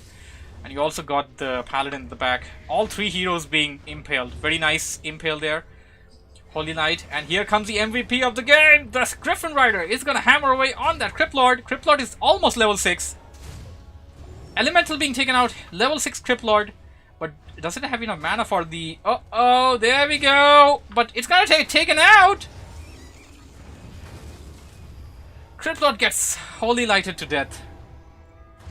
Archmage is getting weaker, but it does have the ability to get away. Is there any more Holy Lights? No! The Archmage falls! Level 6 on that Lich. The MVP of the game is still alive. That Griffin Rider is still staggering. Is it gonna get taken out? No! It's gonna survive with the Staff of Sanctuary. But the Paladin! The Paladin's gonna get taken out! Stormbolt! No, Paladin's still being followed. Mountain King gonna shift the attention. Death Knight is almost out. And the Mountain King can't follow the Lich as long as the Black Citadel is hitting it away with those cold shots. Level 5 Death Knight, level 6 Lich. Against level 6 MK and level 3 Paladin. Paladin just sold off whatever it had. Does he have enough gold to get back the hero? Probably not. Expansion is not... well, he don't really get the opportunity to try and do that. What the hell is happening, says Anar, and he is absolutely right. The Paladin is super weak. It may very well get taken out. Death Knight coming in from the other side. I see a Death Coil incoming. Death Coil! Paladin bites the dust. And Hippo calls for the GG.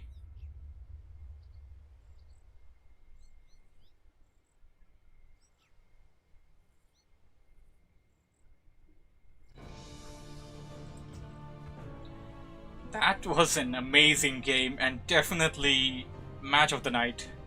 Unless and until we can see something amazing in the finals, and well, I didn't really get the opportunity to see the game of Anar, so I'm gonna check that out later on. So guys, we're gonna have the finals now. Let me just update the brackets real quick, and I'm gonna unmute myself. Okay, I think you should be able to hear me. I can. Governor passes. And who won between Jarade and No Johnny Allowed? No John. Okay, so No Johnny Allowed basically has the chance to basically become the champion right now. But It now, does, yeah. we gotta have a bronze match as well. Hippo versus Anjarade. Let's have that first, I guess. Yeah, that would probably be for the best.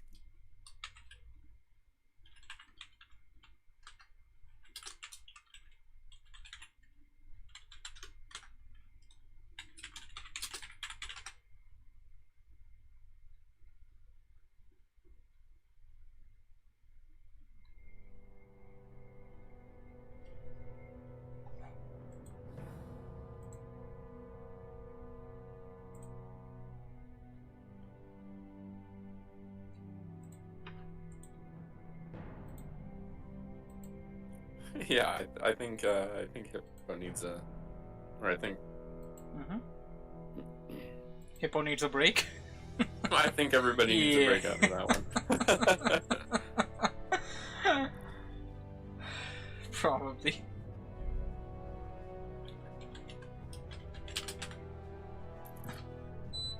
Let's ask them.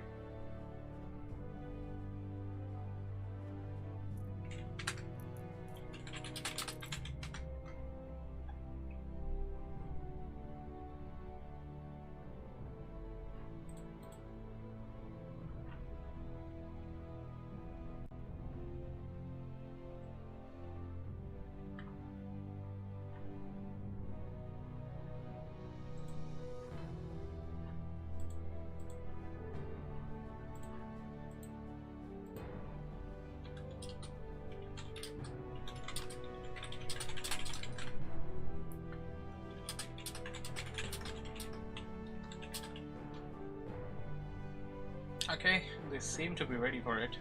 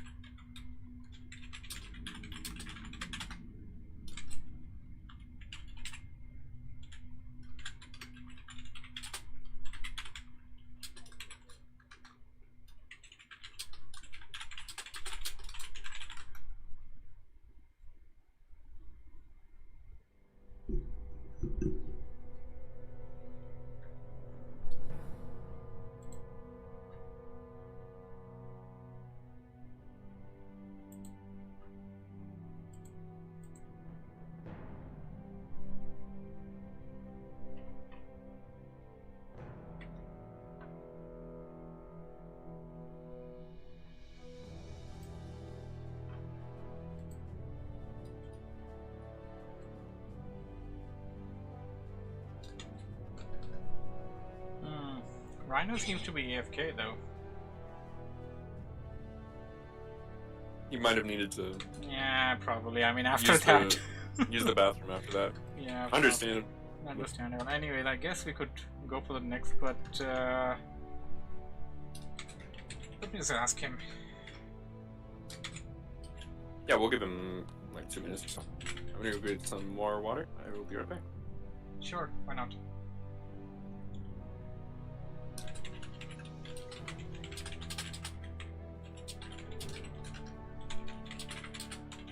I don't think that you should do like one game of the best of 3 and then split it up by going like.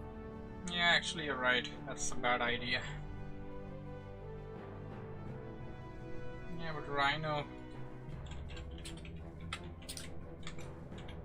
Oh, he's here. Oh, he's here? Oh, there you go. Yeah. Okay, let's do that first.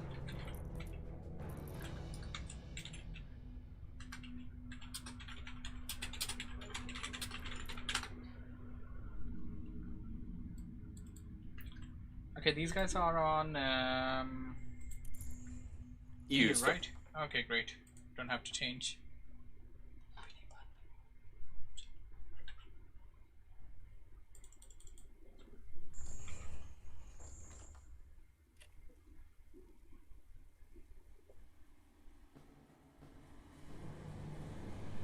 Okay, I'm gonna get some water. I will be right back.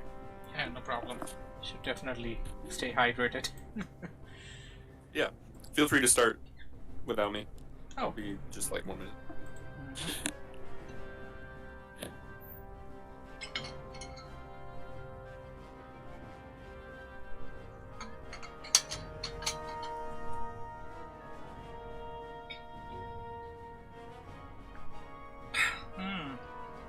So, the finals is Twisted Meadows, and that's also the map for the bronze match. So we're gonna have the third place match first. It's gonna be Ungerade versus... That's not the right guy. Where's Hippo?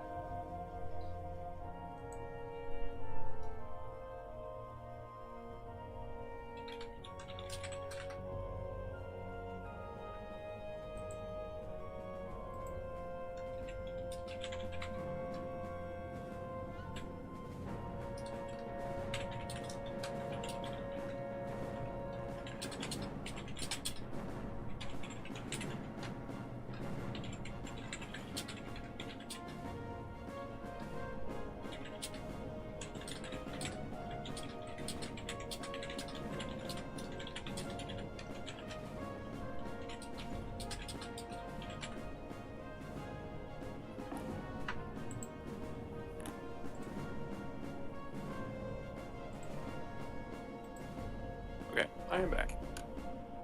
Okay.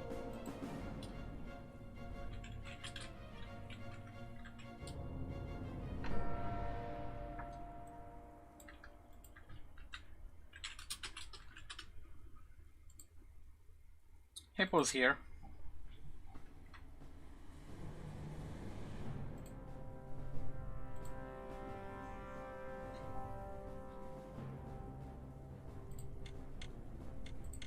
And matchup is underway. Okay, so we're gonna have a human mirror now.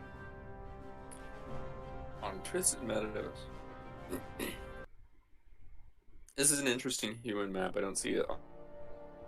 Of course, why not have a human mirror on the most humanist I map think of human all? usually beat us. The best human map ever. Twisted Meadows. Oh, for sure. Yeah, somebody actually during the sign up time told me that, okay, why do you have Twisted Meadows? It's a 1v1 tournament. I'm like, it's my favorite map, man. Come on. Are you really gonna have a tournament without I mean, Twisted Meadows? it's in the official. Yeah, it's there. It's there. It's been there since a long time now. Yeah. So we got Hippo spawning at the 11 o'clock and Grade at the 7 or 8. Going in with pretty standard build orders, nothing too very special going on. Gonna be interesting to see what heroes they go for. You do tend to see Archmages as well, but then you later on change into, well, Breaker Wars and then Elemental Steel Wars, I guess. Yeah. Archmage on the top, Archmage on the bottom. Yep, it's gonna turn into a Breaker War. The question is, what's the second hero going to be? Yeah, that's I the would big expect question. Mountain King for both, but you never know. Somebody could go Naga Sea Witch. I'd like to see Alchemist. Yeah, second hero can definitely be something else rather than Mountain King, and as of late we have been seeing some AoE stuff going on with Mountain King picking Thunderclap as the spell.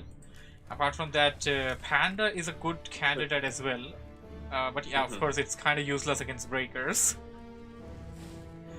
All Yeah. depends on what your enemy has, and it appears to me like Trade seems to be going for split creeping? Split up his units probably? Nope. Just gonna have some units creep around here. He starts the creep before his Archmage arrives, and he's gonna be in time there before the creeps dice to soak up the experience. That's gonna give him a slight lead on that green camp. Well, we got Hippo spawning at the top, going in for the very standard 7 to 6 militia push on that rock golem camp.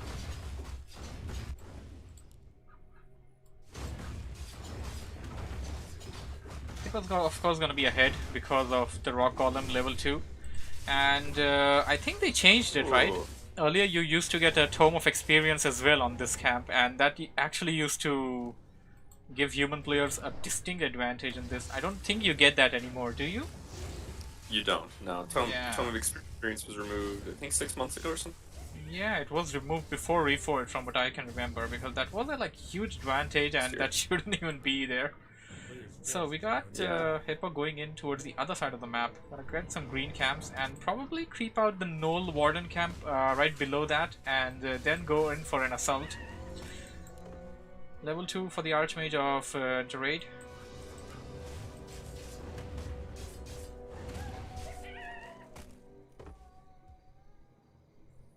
Inexperience with this map, but maybe we're seeing that Andrade bans this map, and so he doesn't know about the. Whereas Hippo doesn't ban it, and so he knows about the lab camp, so off to a better start, you know? Probably. Okay, Hippo going in for an expansion perhaps? Expansion is definitely something you can go for in a mirror match like this, and if he goes for expansion, like, I may have to call it that he may just go for siege tanks.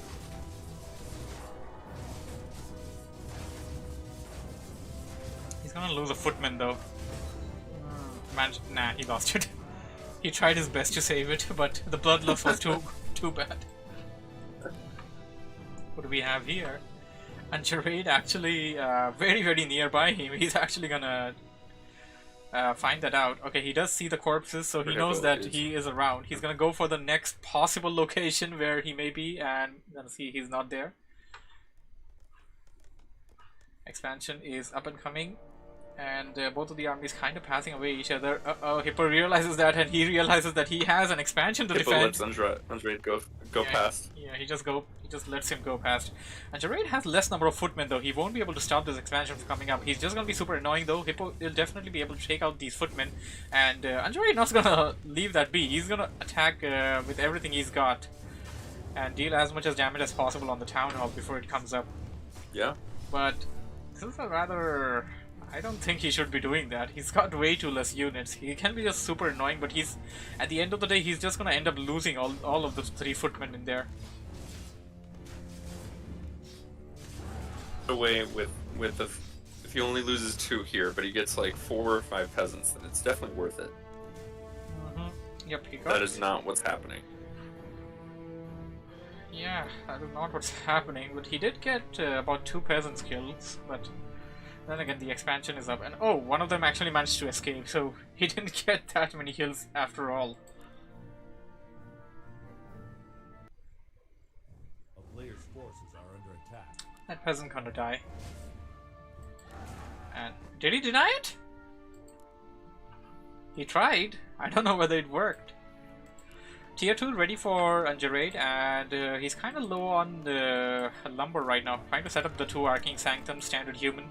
Mountain King coming in, and as Hippo went in for an expansion, his tier 2 is going to be super late. His second hero is going to be super late. Yep. He's going to clear out the expansion location for Jeraid as well now. And what are they doing? Is he trying to set up an expansion over here as well? He could. If he actually does that, then I don't think I have any kind of doubt that he's gonna go for siege engines. Mountain King is ready, and it didn't go for any spell yet. It can definitely go Thunderclap. Thunderclap could be useful in a situation like this. Yeah, Thunderclap could be great here, and he's going for the expansion. Yep. Hippo wants 2 expansion. Uh-oh, Mountain King almost surrounded there, but Jeraid managed to escape.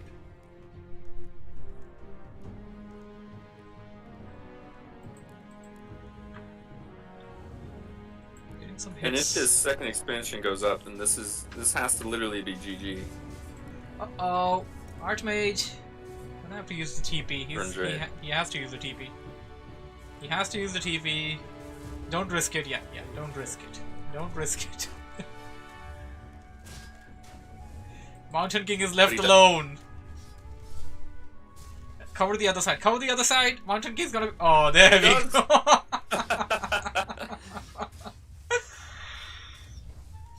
Dead Mountain King. And second expansion up and coming for Hippo. Hippo already has one expansion running. His tier 2 is coming. And his second expansion is on the way. And Underraid already lost. And yeah, that he just taps out. He doesn't want to. I mean, realistically, that's three base versus 1, right? Yeah, realistically, that was no way that he can actually beat that, unless until maybe try and go and secure for an expansion for yourself. But that's a really, really, long shot situation, and only a few would actually come ahead of that. So Hippo makes it to the 3rd place. I think Hippo was the bronze in the last tournament as well. Let me check actually. I'm on the same page, so I can actually check this.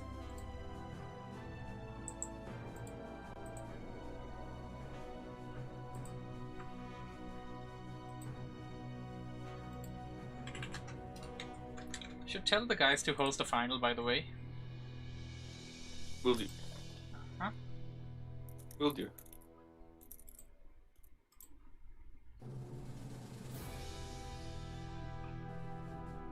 Yeah, Hippo was bronze of the last tournament as well.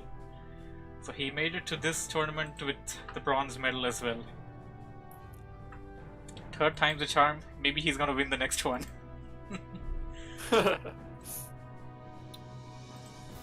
3rd time's the charm, right? Mm-hmm. 3rd time's a charm.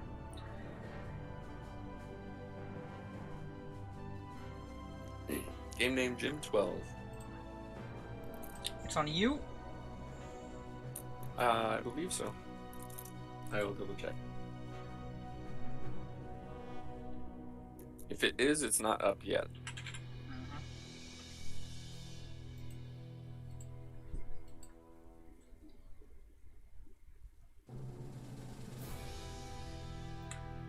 So this is best out of 3. Game number 1 will be on Twisted Meadows. Game number 2 is loser's pick. Game number 3 is loser's pick, depending on how many games we get. Of course. So final is gonna be No Johnny Allowed versus Governor, and I think this is gonna be a spectacular final.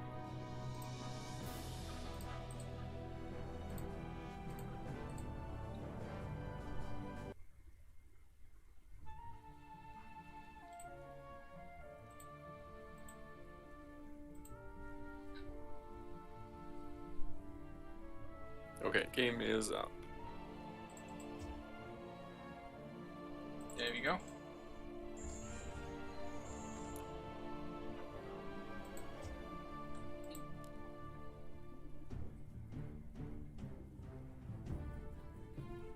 Alright everybody, we got the finals. It's gonna be Governor versus Rukio or No Johnny Allowed.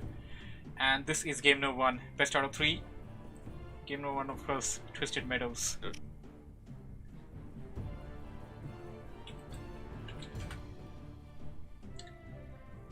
Typing in the Warcraft lobby is a pain. I'm trying to type go, it's not going through. Oh, there we go. And who's this guy? Is he among us? Is he a part of the tournament? Can we let him in? Clue. Alright, let's do this. It's gonna be Undead versus Night Elf.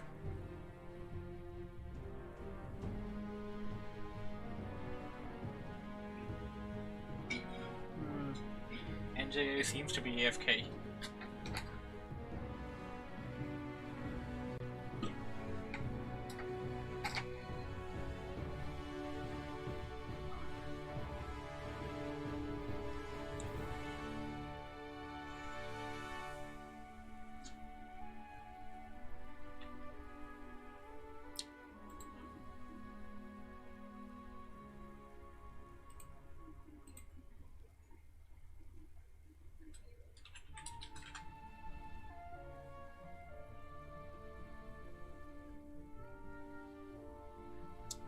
Not saying anything.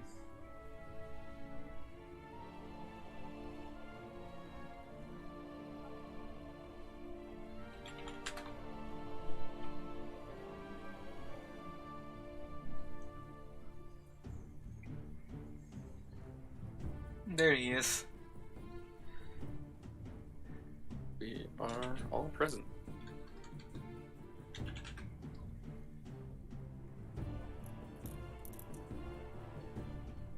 Alright, everybody.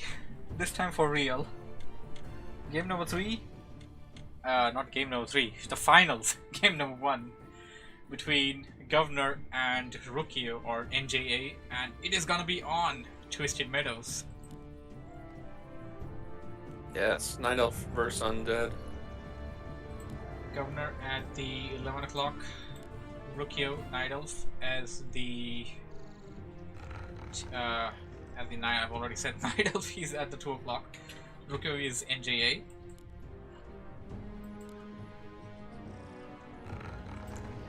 He's gonna put down the Ancient of War at the Noel Warden camp, or Noel Overseer camp, and that's actually a rather risky location for him because of the spawning locations.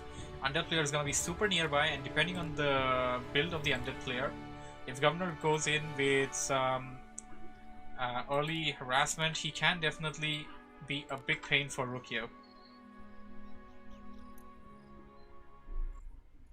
That's part of the fun of it. If he gets to pull it off freely, then he obviously do the Noel Warden camp and then eat his way through the trees and do the Merc camp immediately after. He's going Keeper of the Grove. Alright, Keeper of the Grove versus Death Knight. Let's see how this turns out to be. Scout Wisp heading in towards the Undead base. Keeper map. Okay, this is the And Keeper map. I think as soon as he sees the Undead base, which he's going to see right now, he's going to start sweating a little bit. He's going to be like, oh crap. Yeah. When's he going to find me? When's he going to find this Ancient War? Well, the thing is, you don't... At times you don't really need it, because if you actually calculate the time for the Wisp to reach your base, you can figure that out really easily. Although the Acolyte is still going to go towards the other side. Creeping has begun over here, and the only thing I can figure Governor to do is head in towards the creeping over there, and that Ancient of War is super weak right now, pulling in a Wisp.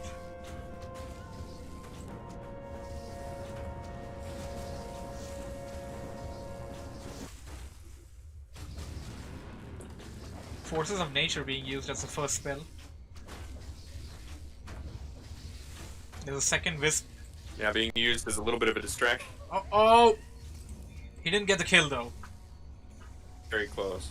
Very Death close. Coil left that Noel with like 1 HP. Yeah, 1 HP indeed.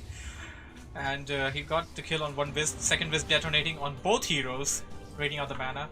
The Ancient of War will survive this fight though. It will.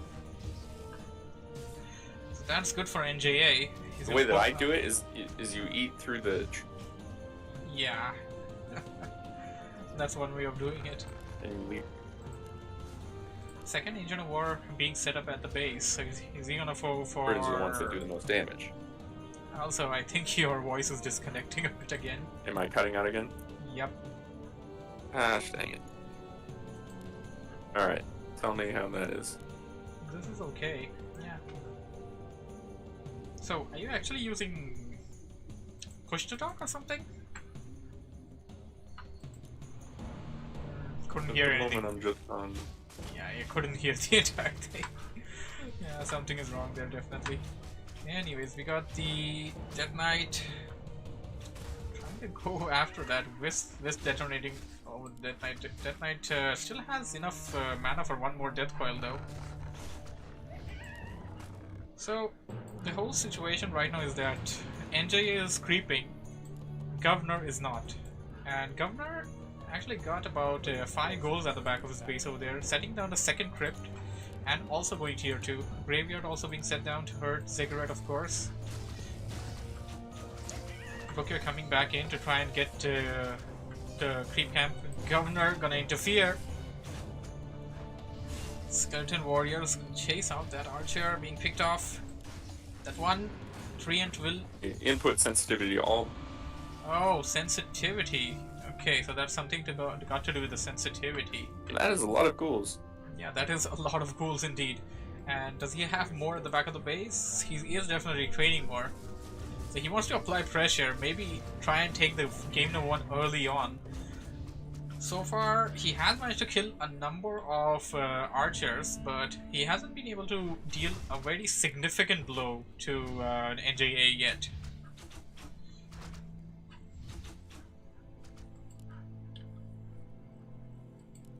That knight's super low right now. And the second crypt. Yeah, second crypt. He's going for mass ghouls, so he's gonna push in with mass ghouls. Right, it appears.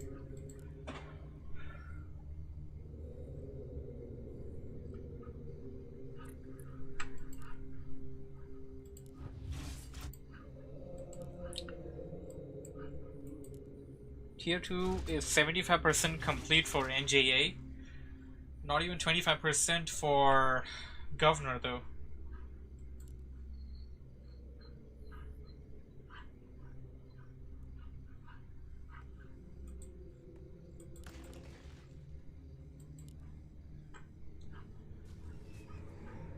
What do you want to go for? A level 3 Keeper of the Grove before going for an engagement like this? Or do you think this is fine?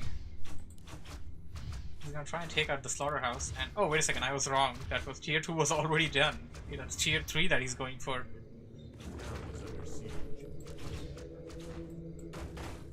Both players attacking each other's bases right now, and the problem for Governor is that NJA is attacking the gold line. Governor is only gonna be able to destroy one Moonwell in that whole process. Also, I can't hear anything you say if you're saying anything, by the way. I haven't been talking for a while, but let me know how. Oh, okay, that's fine. I thought you were talking because you've been quiet for a long time. Uh-oh, this is looking really bad for Governor. NJA almost managing to kill all of the Acolytes, and the Hall of Dead is actually teching. So until it techs to the Black Citadel, no gold income. This is bad. NJA can actually abuse this.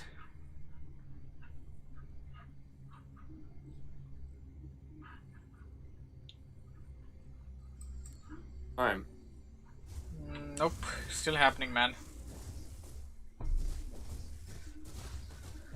Okay. Okay. Governor gonna kill some creeps. That's the only source of gold that he has right now. NJA is gonna be... If I was NJA, I wouldn't be going for this one, if you ask me. He's so near Governor. If Governor detects him, he can actually mess him up really, really bad. And he'll... Oh! I like that. Governor tried to go in to get the steal on those items, but Entangling Root coming in by Keeper of the Grove. Yeah, beautiful entangle, actually. Beautiful indeed. Should pull out the Keeper of the Grove from this fight though. Want to level up the Alchemist. Heal Spray is so useful at times. Hunter Salt being dropped down, and while Tree of Ages is ready, Tree of Eternity now being clicked, he hasn't dropped down any tier 2 buildings as of yet. I guess he's gonna stick to archers and may go for some upgrades as well.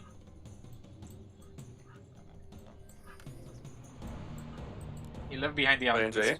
Oh, yeah, NJA. And what's he doing? Okay, he's gonna go for the item shop, it appears. 5 lumber wisps. Player's forces are under attack. 5 is less, right? Right? Nope, couldn't hear anything if you actually answered that. Yeah. Okay, we got the Governor creeping out the expansion camp. Should get him to level 3 on the Death Knight.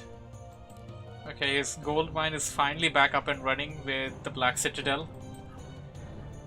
And now is the question, what's he want to do now? He doesn't have any slaughterhouses yet. He's only started getting gold back, and actually, if I was NJA, I would hit him hard. Like, you have the advantage, don't leave it now. Going for some attack upgrades on the Hunter's Hall, and Tree of Eternity is nearly 75% done for NJA.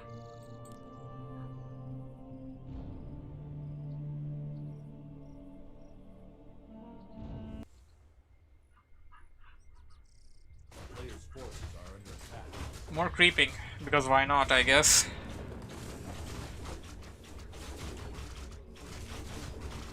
He wants Forces of Nature level 2, and uh-oh! Death Knight stealing an archer there at the back. May do another one. Oh, there we go. Death Knight just managed to steal 2 archers.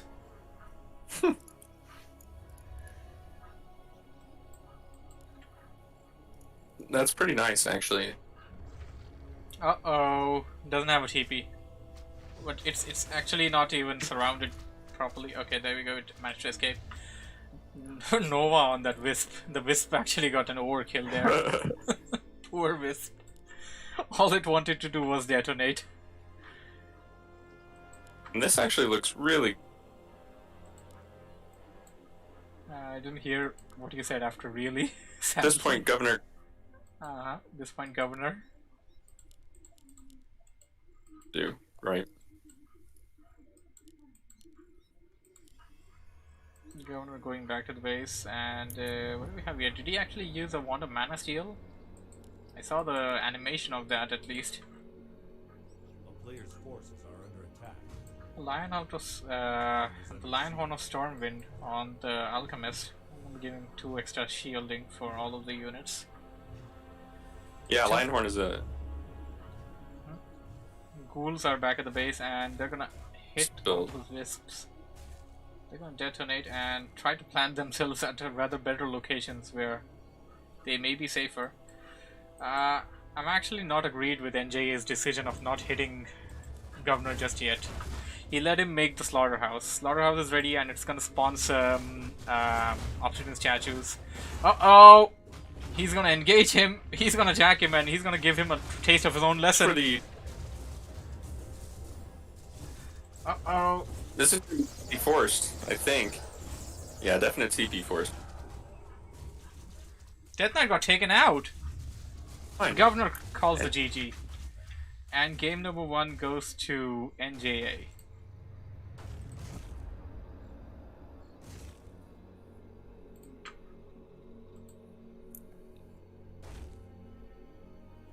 That Keeper looks really powerful.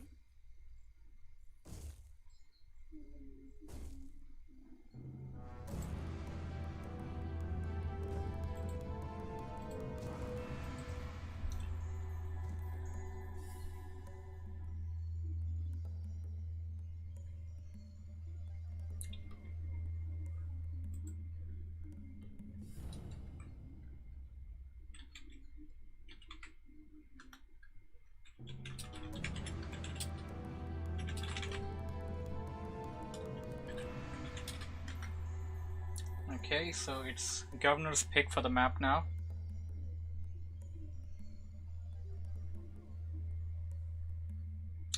Governor picks Concealed Hill.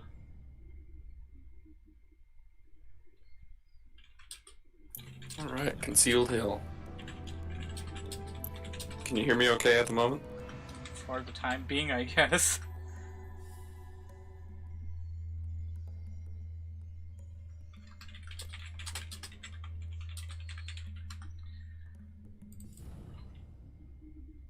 Hopefully this works. Hopefully.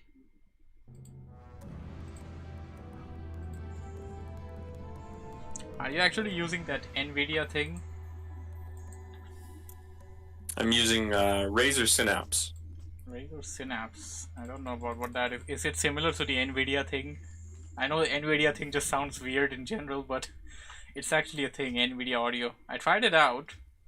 It's supposed to cancel out all kind of noises around you, like fans and hammers and stuff like that, but it also takes out a lot of your own voice, and it's weird.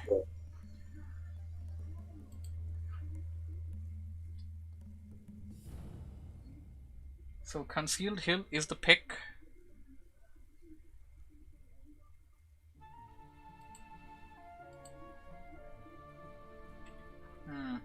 My booster is kind of bugged. Should restart booster.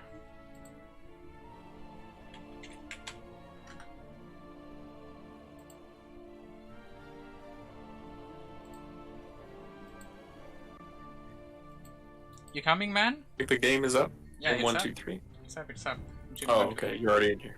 Yep. That honor guy.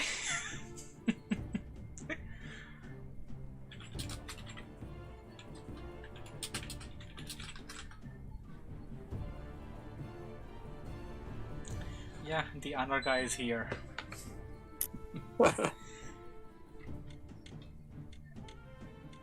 Alright people, game number 2 on Concealed Hill.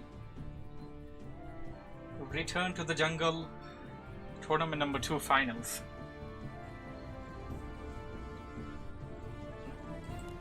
We got a Governor spawning as the red undead player on the top right location of this map, and on the bottom left we got Rukio, also known as NJA, spawning as the TL Night Elf. In game number 1, NJA took the lead early on and eventually managed to win the game. Let's see how this game turns out, as he is putting out his Ancient of War near the orange camp, signifying that he's going to creep that out first. So this is loser's pick. Governor actually picked this map. Governor opening up with Crypt first? Let's see how this turns out. Did I have booster on?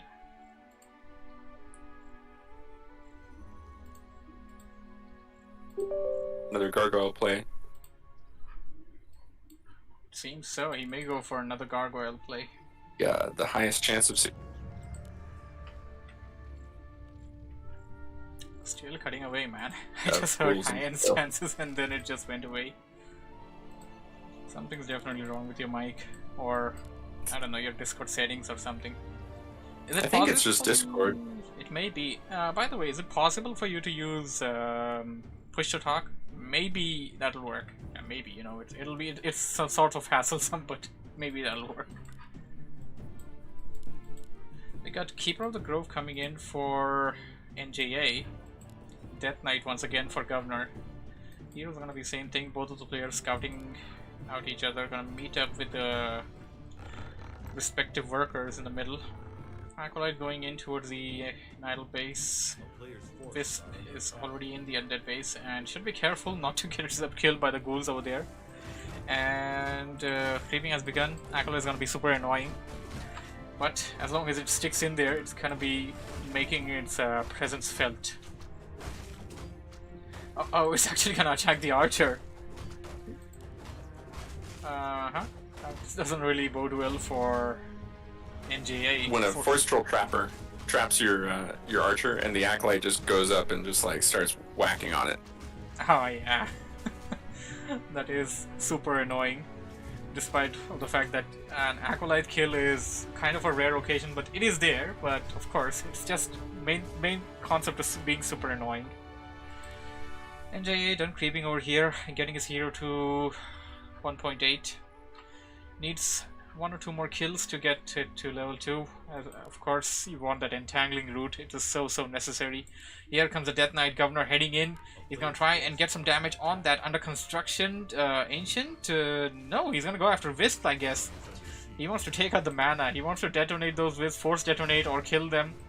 That's gonna take away the wood. Here comes the Keeper. Keeper gonna try and take out some skeleton warriors while he is also creeping at the other side with some forces of nature. Level 2 on the Keeper. Keeper will be able to use the entangling roots now. And it's Governor that's gotta be careful now with the Death Knight, because Death Knight can definitely get entangled. And this does a super interesting. Just heard super interesting and it got cut off after that. Almost loses his archer to the giant sea turtle. Yeah, almost lost the archer to the giant sea turtle there. I was looking at that same spot and noticed that the archer was solo creeping that spot after the forces of nature probably expired. Yeah. I don't gonna be Gloves of Haste and Slipper of Vigility, and Death Knight coming back. Gonna try and get some kills on the Wisp. Wisp being death coiled. Still has 2 death coils left in the tank. Probably gonna use it on the Wisps and then hightail out of that situation.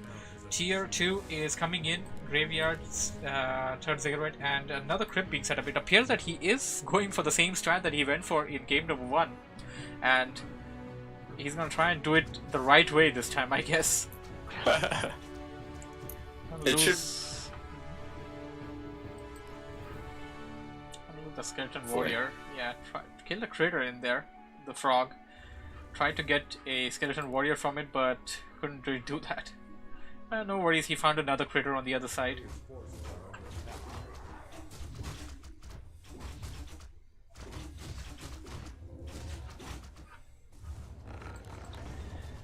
This being death coiled. I guess if you can actually take out all of the wisps, that is gonna slow down NJA by a long shot. No wisp, no wood. And if you don't have wood, you can't get your tier 2 stuff, you can't get your second hero. You're gonna be behind in general. And that acolyte being killed over there. And really, I think that's just Governor. Yeah, that's just what Governor is up to right now. In game 1.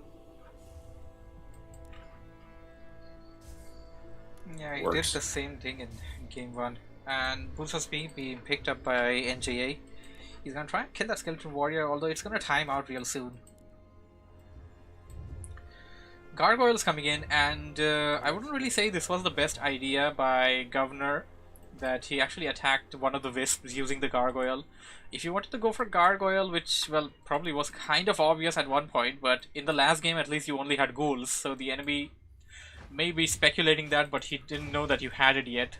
He may have chosen to hide it and only bring it in front of the fight, but how are gargoyles gonna counter the archers? They do have more HP and slightly better attack. Unarmored takes more damage from piercing, while the archers have the normal armor, which takes reduced damage from piercing. How was it? Last year. We got Governor going in for some creeping at this orange camp. He's gonna be able to take out that big dragon without any kind of hassle, and also get the Belt of Giant, which is a great item for the Death Knight, I guess. Strength type of hero. With that, gonna get the extra attack and of course the extra HP, making it more bulky. Town is under siege.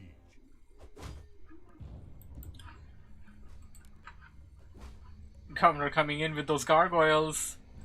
NJA has to do something about this right now. He has archers already in there, and oh, he already set up the Ancient Protector. See, this is what I was talking about. If Governor didn't reveal the gargoyle early on, this Ancient Protector would not have been put up. Not saying that it couldn't have been put up later on, but he would have had a slight things as a store of surprise, you know.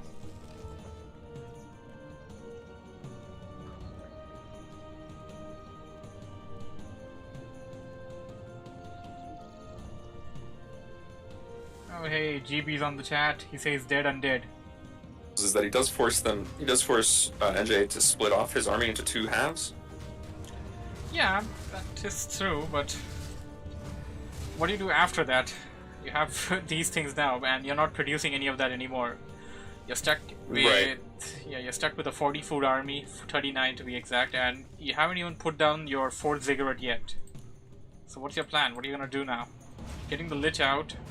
Lich is also late, by the way.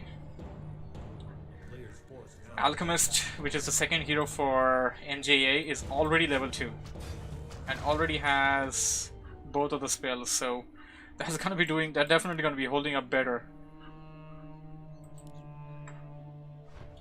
The one thing, the only little advantage that gargoyles have in this whole situation, they can't be entangled, they can't be hit by the forces of nature, and that's just pretty much it against Rukio. Yeah, very true. We do have Ghoul Frenzy coming in now, and Stone Form as well.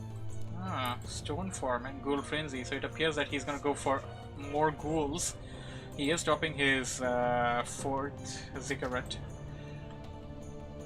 50 food army. Gargoyles and ghouls. Let's see how it works against an army of archers. And NJ is pretty much sticking to an army of archers. He's not going for anything else. Huns wouldn't really be countering gargoyles, of course. They can't attack aerial units. But he's not going for dryads. He's not going for hippogriffs or anything else. He's sticking to what he has right now. Governor creeping out that camp on the top. Level 3 on the Death Knight. And Nice. Pendant. That's gonna be super useful. May choose to pass it away to the Lich though. That is an option. More Novas is also a good thing, but more Death Coils will definitely give you more value, and he left behind the Tome of Strength. That is sad.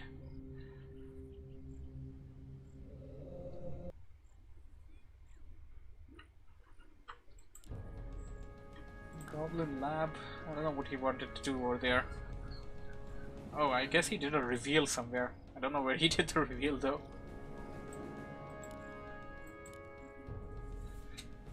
So, going over the items a bit.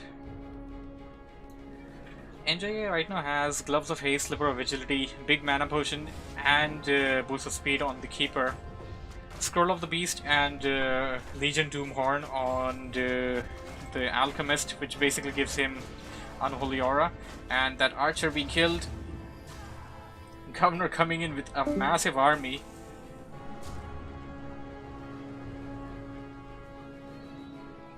Appears that Honor is having some sort of problem with his voice, hey, you back? Yeah, hello? I don't hear you, man.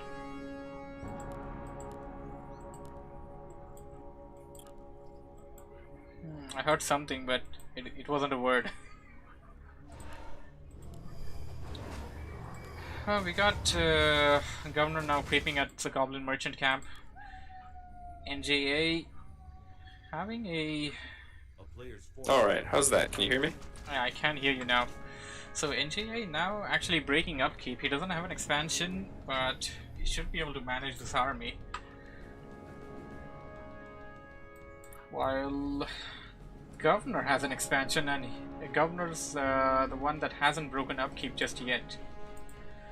He does have the slaughterhouse being made at the backside, and okay, now he breaks upkeep.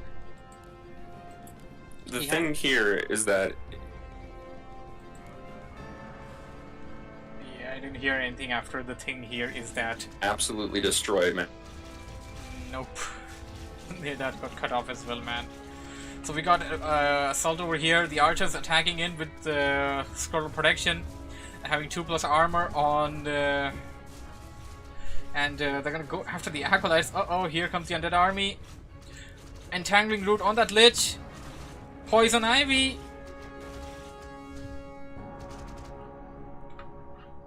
The range units are dealing a lot of damage here, I would say. They're gonna go right after the Acolytes.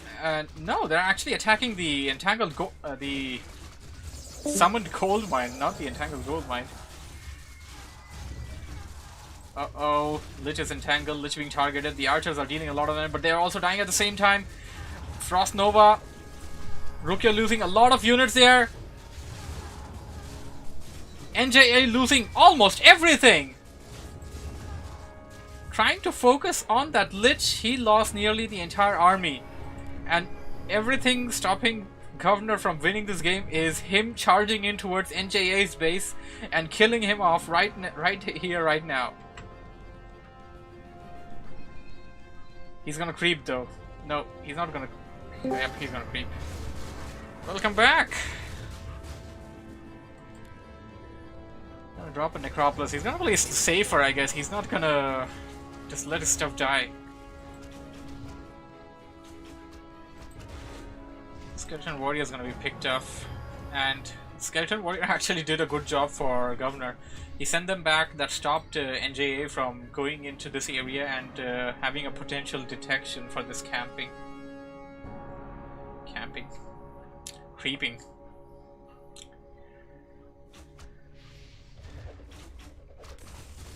Discord isn't my friend, NDM. Okay, sure. A lot of units are dying over there. Uh-oh, Alchemist surrounded. No staff of preservation. NJA calls for G. Or GG. So we are going to have a tiebreaker. We are going to have a match number 3.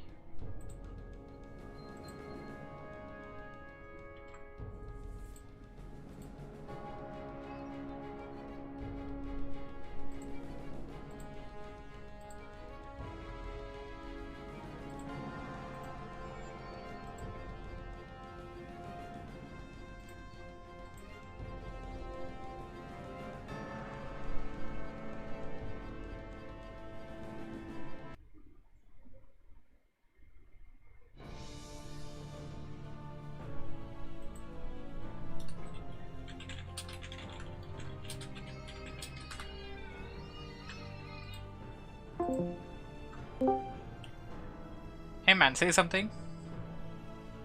Hello? I hear you now. Was it me all the time? Was it me all the time? I think I never left the lobby at all. Sometimes Discord has that bug. So I put on your stream, and you were also cutting out. Really? That's a damn shame. Don't know what's going on, man. I'm gonna call you on Discord. Okay, let's do that. Tell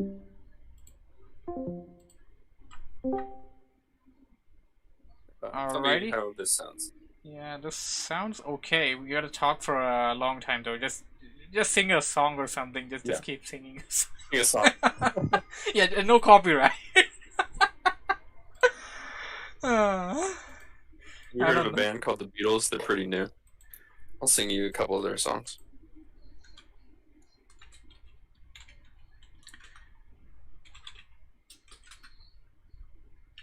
Alright then, so this ends up with a tie. And we're gonna have to have a tiebreaker to declare a champion. Yes, sir.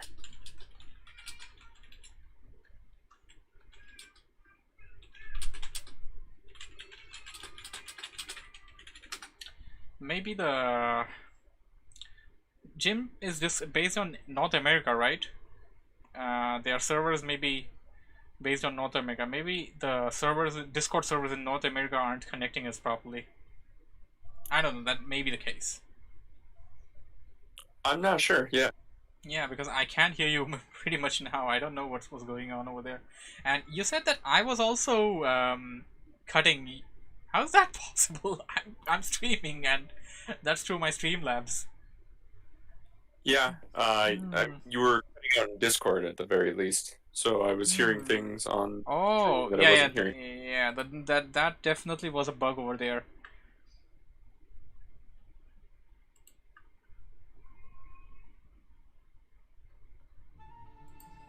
Okay, NJA is taking some time to decide the map number 3. And what do we have here? GB saying in the chat that there are other Nidal units, you know. Yeah, there are, but I guess the finals of this tournament are only going to have the first unit, because I don't think NJA went for any unit except for archers in game 1 or game 2, right? He only and only had archers. He only built archers. Only. And okay, the map choice for NJA is gonna be AZ. That's Amazonia. Alright people, final match, tiebreaker. The winner of this becomes Return to the Jungle Tournament 2 champion.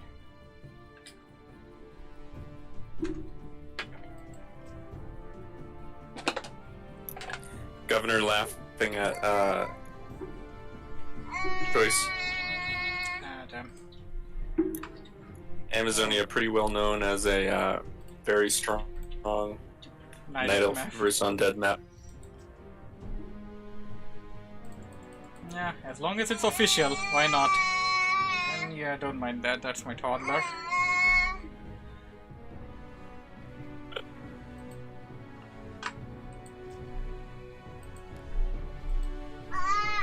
Hold on, gotta do something about this.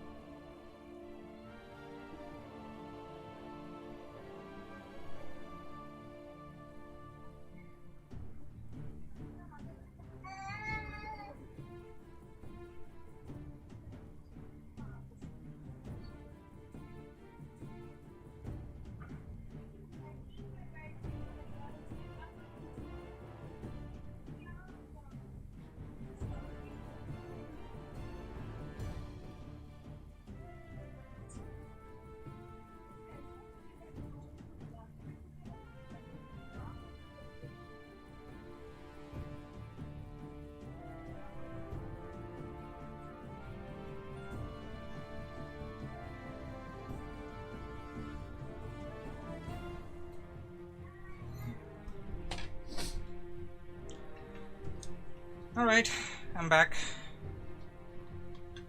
Technical issues.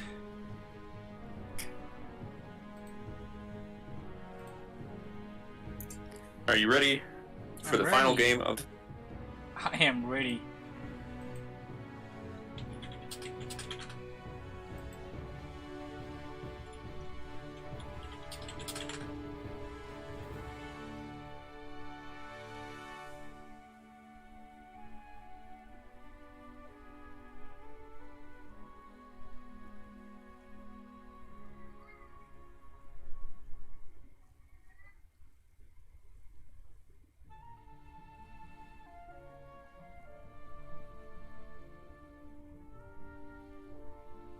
Okay, they're ready.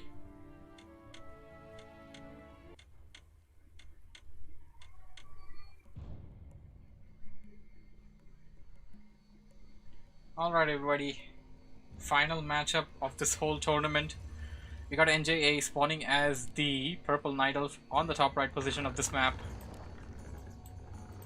and Governor as the red Undead at the bottom left.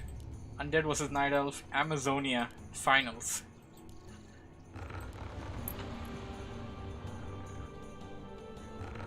Yes, sir. This is a great map for... See what Rukio goes, what NJA goes. He's been going Keeper first. I'd say this is definitely the strongest Demon Hunt. Yeah, you may very well go for Demon Hunter this time around. Nail biting decider. And I believe Governor is one of NJA's friend as well. Yeah, you just have this situation right now. Oh wow, okay. Yeah, you're against your friend. You just gotta do what you gotta do to win. Gotta play dirty sometimes, man. Yeah, gotta play dirty sometimes indeed.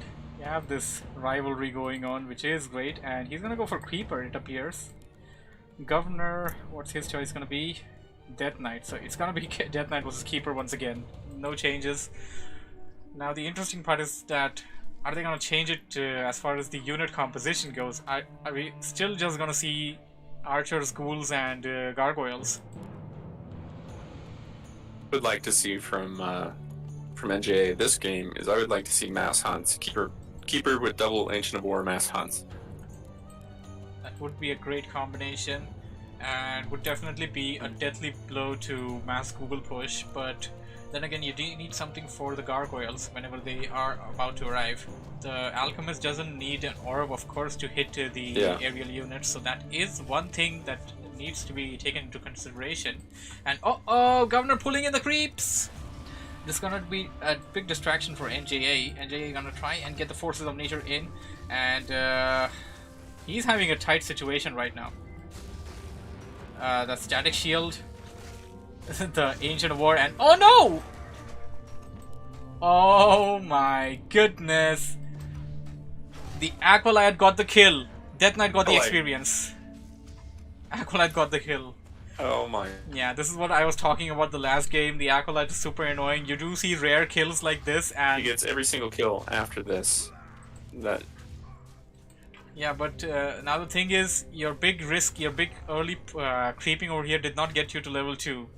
No level 2, there's no significant advantage over the enemy player. And Governor is going to stick in here with his Skeleton Warriors, may try to take out the Treants. That's going to give him some bits of experience. Perhaps try to get some kills on the archers as well. NJA is in his way though. He's not going to let him just go into his base, right, just like that. He's going to kill those Murlocs using them forces of nature, and then attack whatever the undead has with his rest of the army. And uh-oh, the Death Knight sees an opening. He's going to go in. He does have enough corpses nearby. He can spawn one more of those Skeleton Warriors. There it goes. One detonation and Death Coil. Death Coil was kind of wasted, I would say, because the Wisp did detonate on the Skeleton Warriors. Gonna try and take out them, and he should go for that tome though. Gonna try and take out them Wisp as much as possible.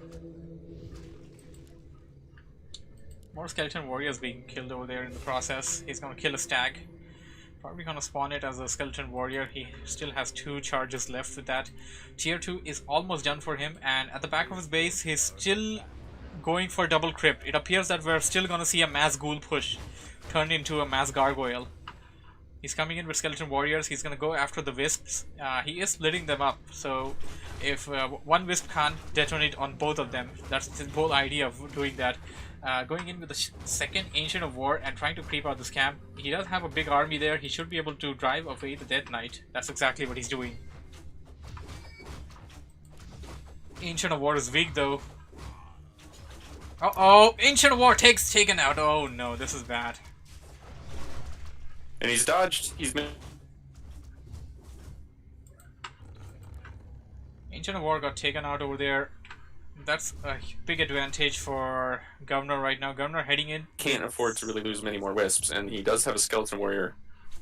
Exactly, and he is already taking up. And oh, Skeleton Warriors are already in there. 2 more Skeleton Warriors on the fighting.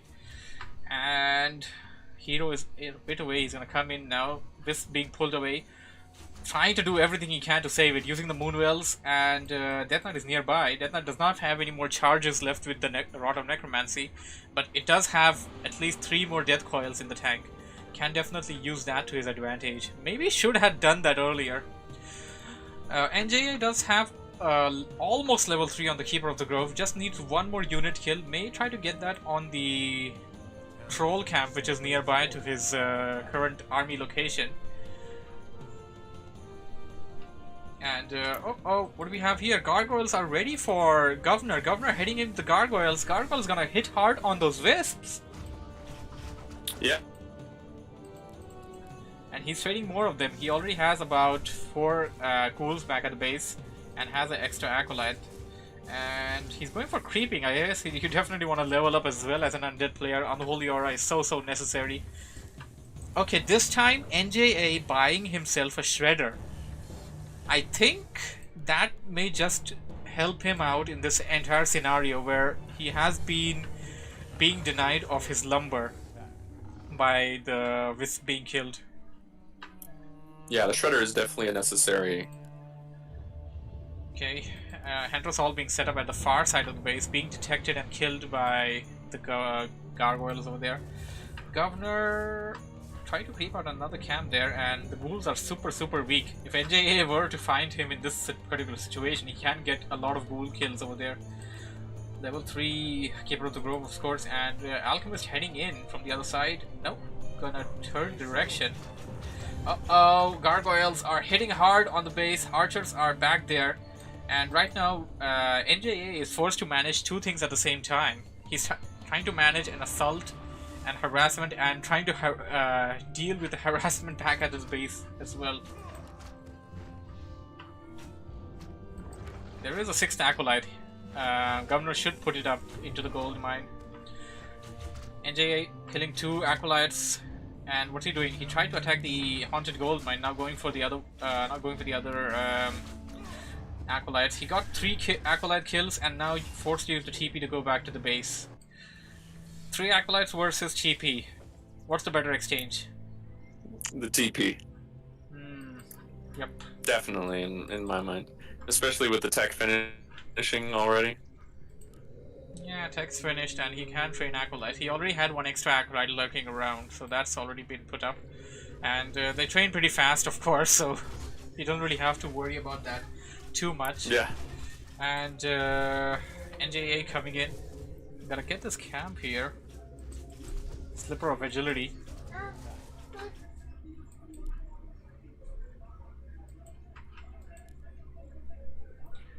Death Knight lurking around near the army, trying to get some jacks, I guess.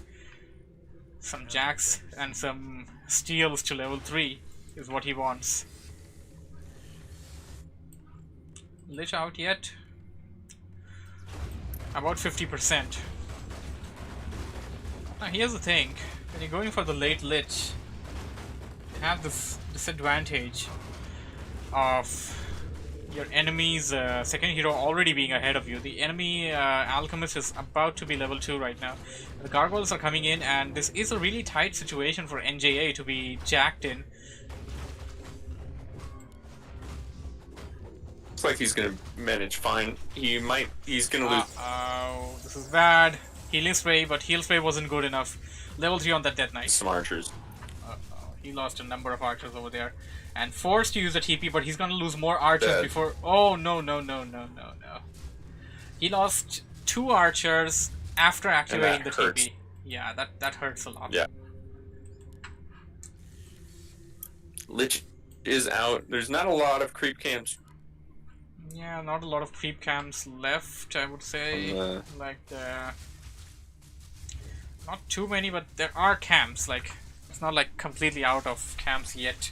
He's gonna stick in with the Death Knight as well, though. He should back the Death Knight out, perhaps, and do what he was doing earlier. And uh-oh, gargoyles being engaged. Acid. And 1 gargoyle going to be taken out. 1 more gargoyle being focused. Cannot be slowed yet. Need Dryads for that. But Dryads is not something that NJA is going for. NJA just wants to go for archers. And if he's gonna stick to archers, I would definitely want to do some attack upgrades. And look at the lumber of NJA. He doesn't need lumber at this point. Just Anymore. yeah, just tech up at this point. You're gonna stay below 50, I guess. Just tech up and perhaps pick up a 3rd hero later on as soon as you tech up. That would be a better thing. Player's forces are under attack. This army is tier 3 with marksmanship for the archers, and then you get Priestess of the Moon. Yeah, that would actually be a pretty great help against this kind of an undead army. And Governor already got a slaughterhouse, though. He's getting obsidian statues. That's gonna be helping him a lot. Both players engaging at the expansion And then-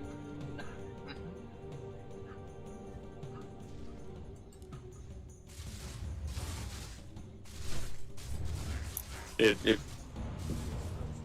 Yeah, I think something's wrong with Discord again. I was able to hear you fine for a very long time, but something's wrong now, I think. And there we go. You're in there. The mass healing of the obsidian statue.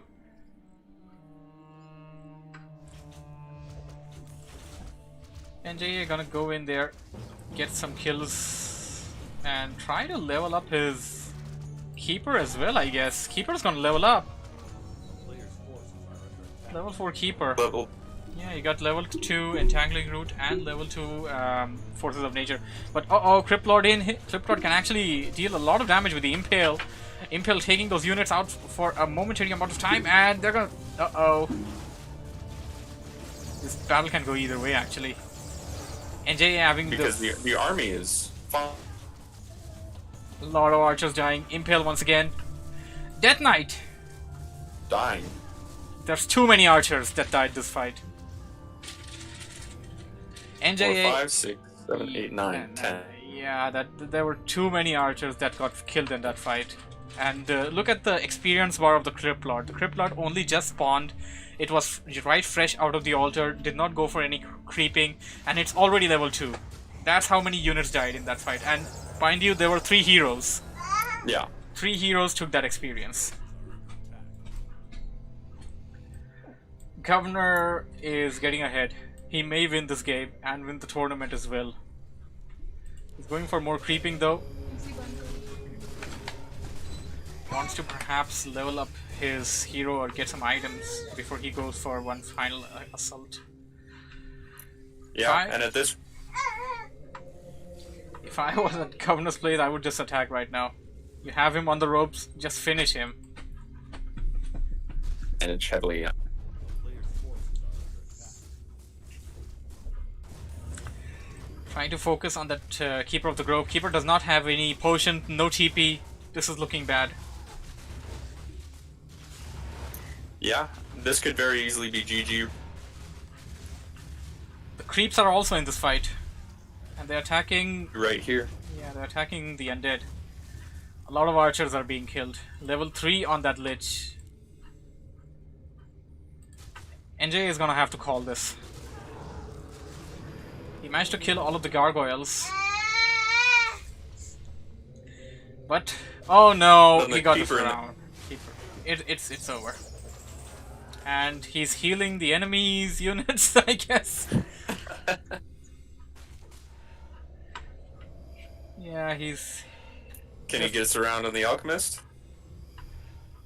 He's trying. He's trying his best. And, uh-oh. They got a kill on one of the ghouls with that archer focus, but... Let's see how they work around the Moonwells, though. Are they gonna survive with the Moonwells? Yeah, this is game. At this point, it's just waiting for the GG to be typed. Yeah. But good fighting spirit by... Good fighting spirit indeed. Level 3 on the Alchemist. Pushing.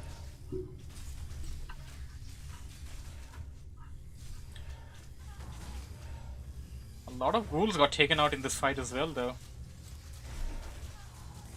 300 They heroes did, versus 1 Alchemist. That's not gonna work out. We know who's gonna win.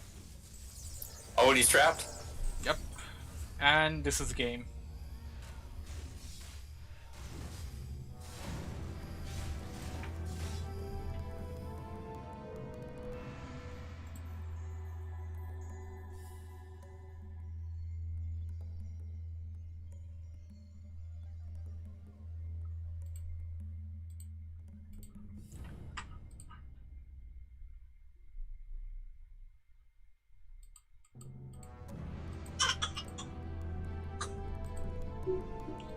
So, the winner of this matchup... Tries to go with the same strategy 3 times.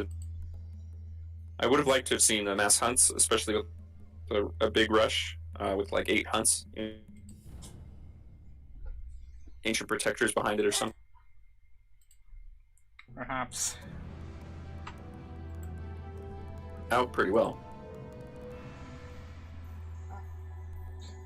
Arc says that he needs to lower the sensitivity. Yeah, he already did that, Arc, but it's not kind of working. Something's bugged on Discord. So, the winner of this final match and new tournament champion is Governor.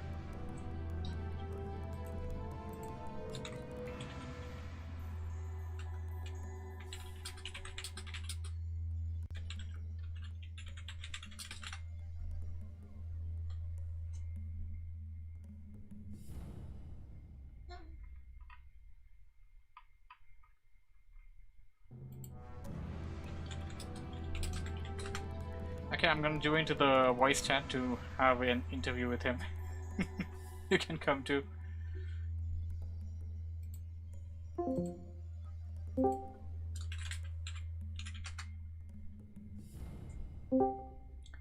Hello. Hello, Governor. Congratulations, first of all, for winning the tournament and Very much. being the Return to the Jungle tournament number 2 champion. I hope nobody would mind that. That's my baby. You already have the tournament. fine.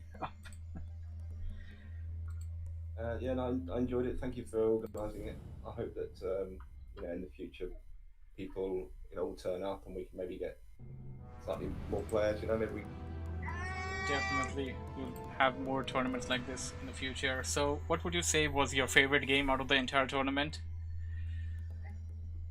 Against Hippo in the semi-final, I think that was. Oh yeah, everybody would say Hippo has been the highlight of this tournament so far. Even in tournament number 1, he has given an outstanding performance. Hippo's a good player. Yeah, we play in the same plane together, so we play each other quite a bit. He's a very good player. I see. And I believe you That happen. game in particular was completely changed. And I believe you happen to be a friend of NJA as well. So this was a kind of a rivalry turning out into the finals. What do you have to say about that? Yeah, he put forward the tournament for all of us guys and said that does anyone want to play? So probably can thank him for getting 3 or 4 more players in. Yes, he has been a great help indeed. He even has Caster. I think what you gym guys do, organising some of these tournaments that go on for many weeks, or the cups, they're all really good. It's nice that there's something people mid-range of skill rather than the ESL Cup, which you just get destroyed in the second round if you're lucky. Indeed. It's nice to have an alternative. Indeed. Anyways, once again, congratulations. You are the new Return to the Jungle champion. Alright everybody, we're gonna wrap up for the day. It was great. Sadly, we had a lot of dropouts earlier. Some people had presumed that the tournament is on Sunday, but it was today. So that would be all. Anna, you have any final words? Man, I appreciate you getting all this together, getting everything set up, and congratulations. I already forgot your Warcraft 3 name. Congratulations, Alistair. Thank you for joining me, and that would be all for today. Good night, everybody. Yes. See you next week.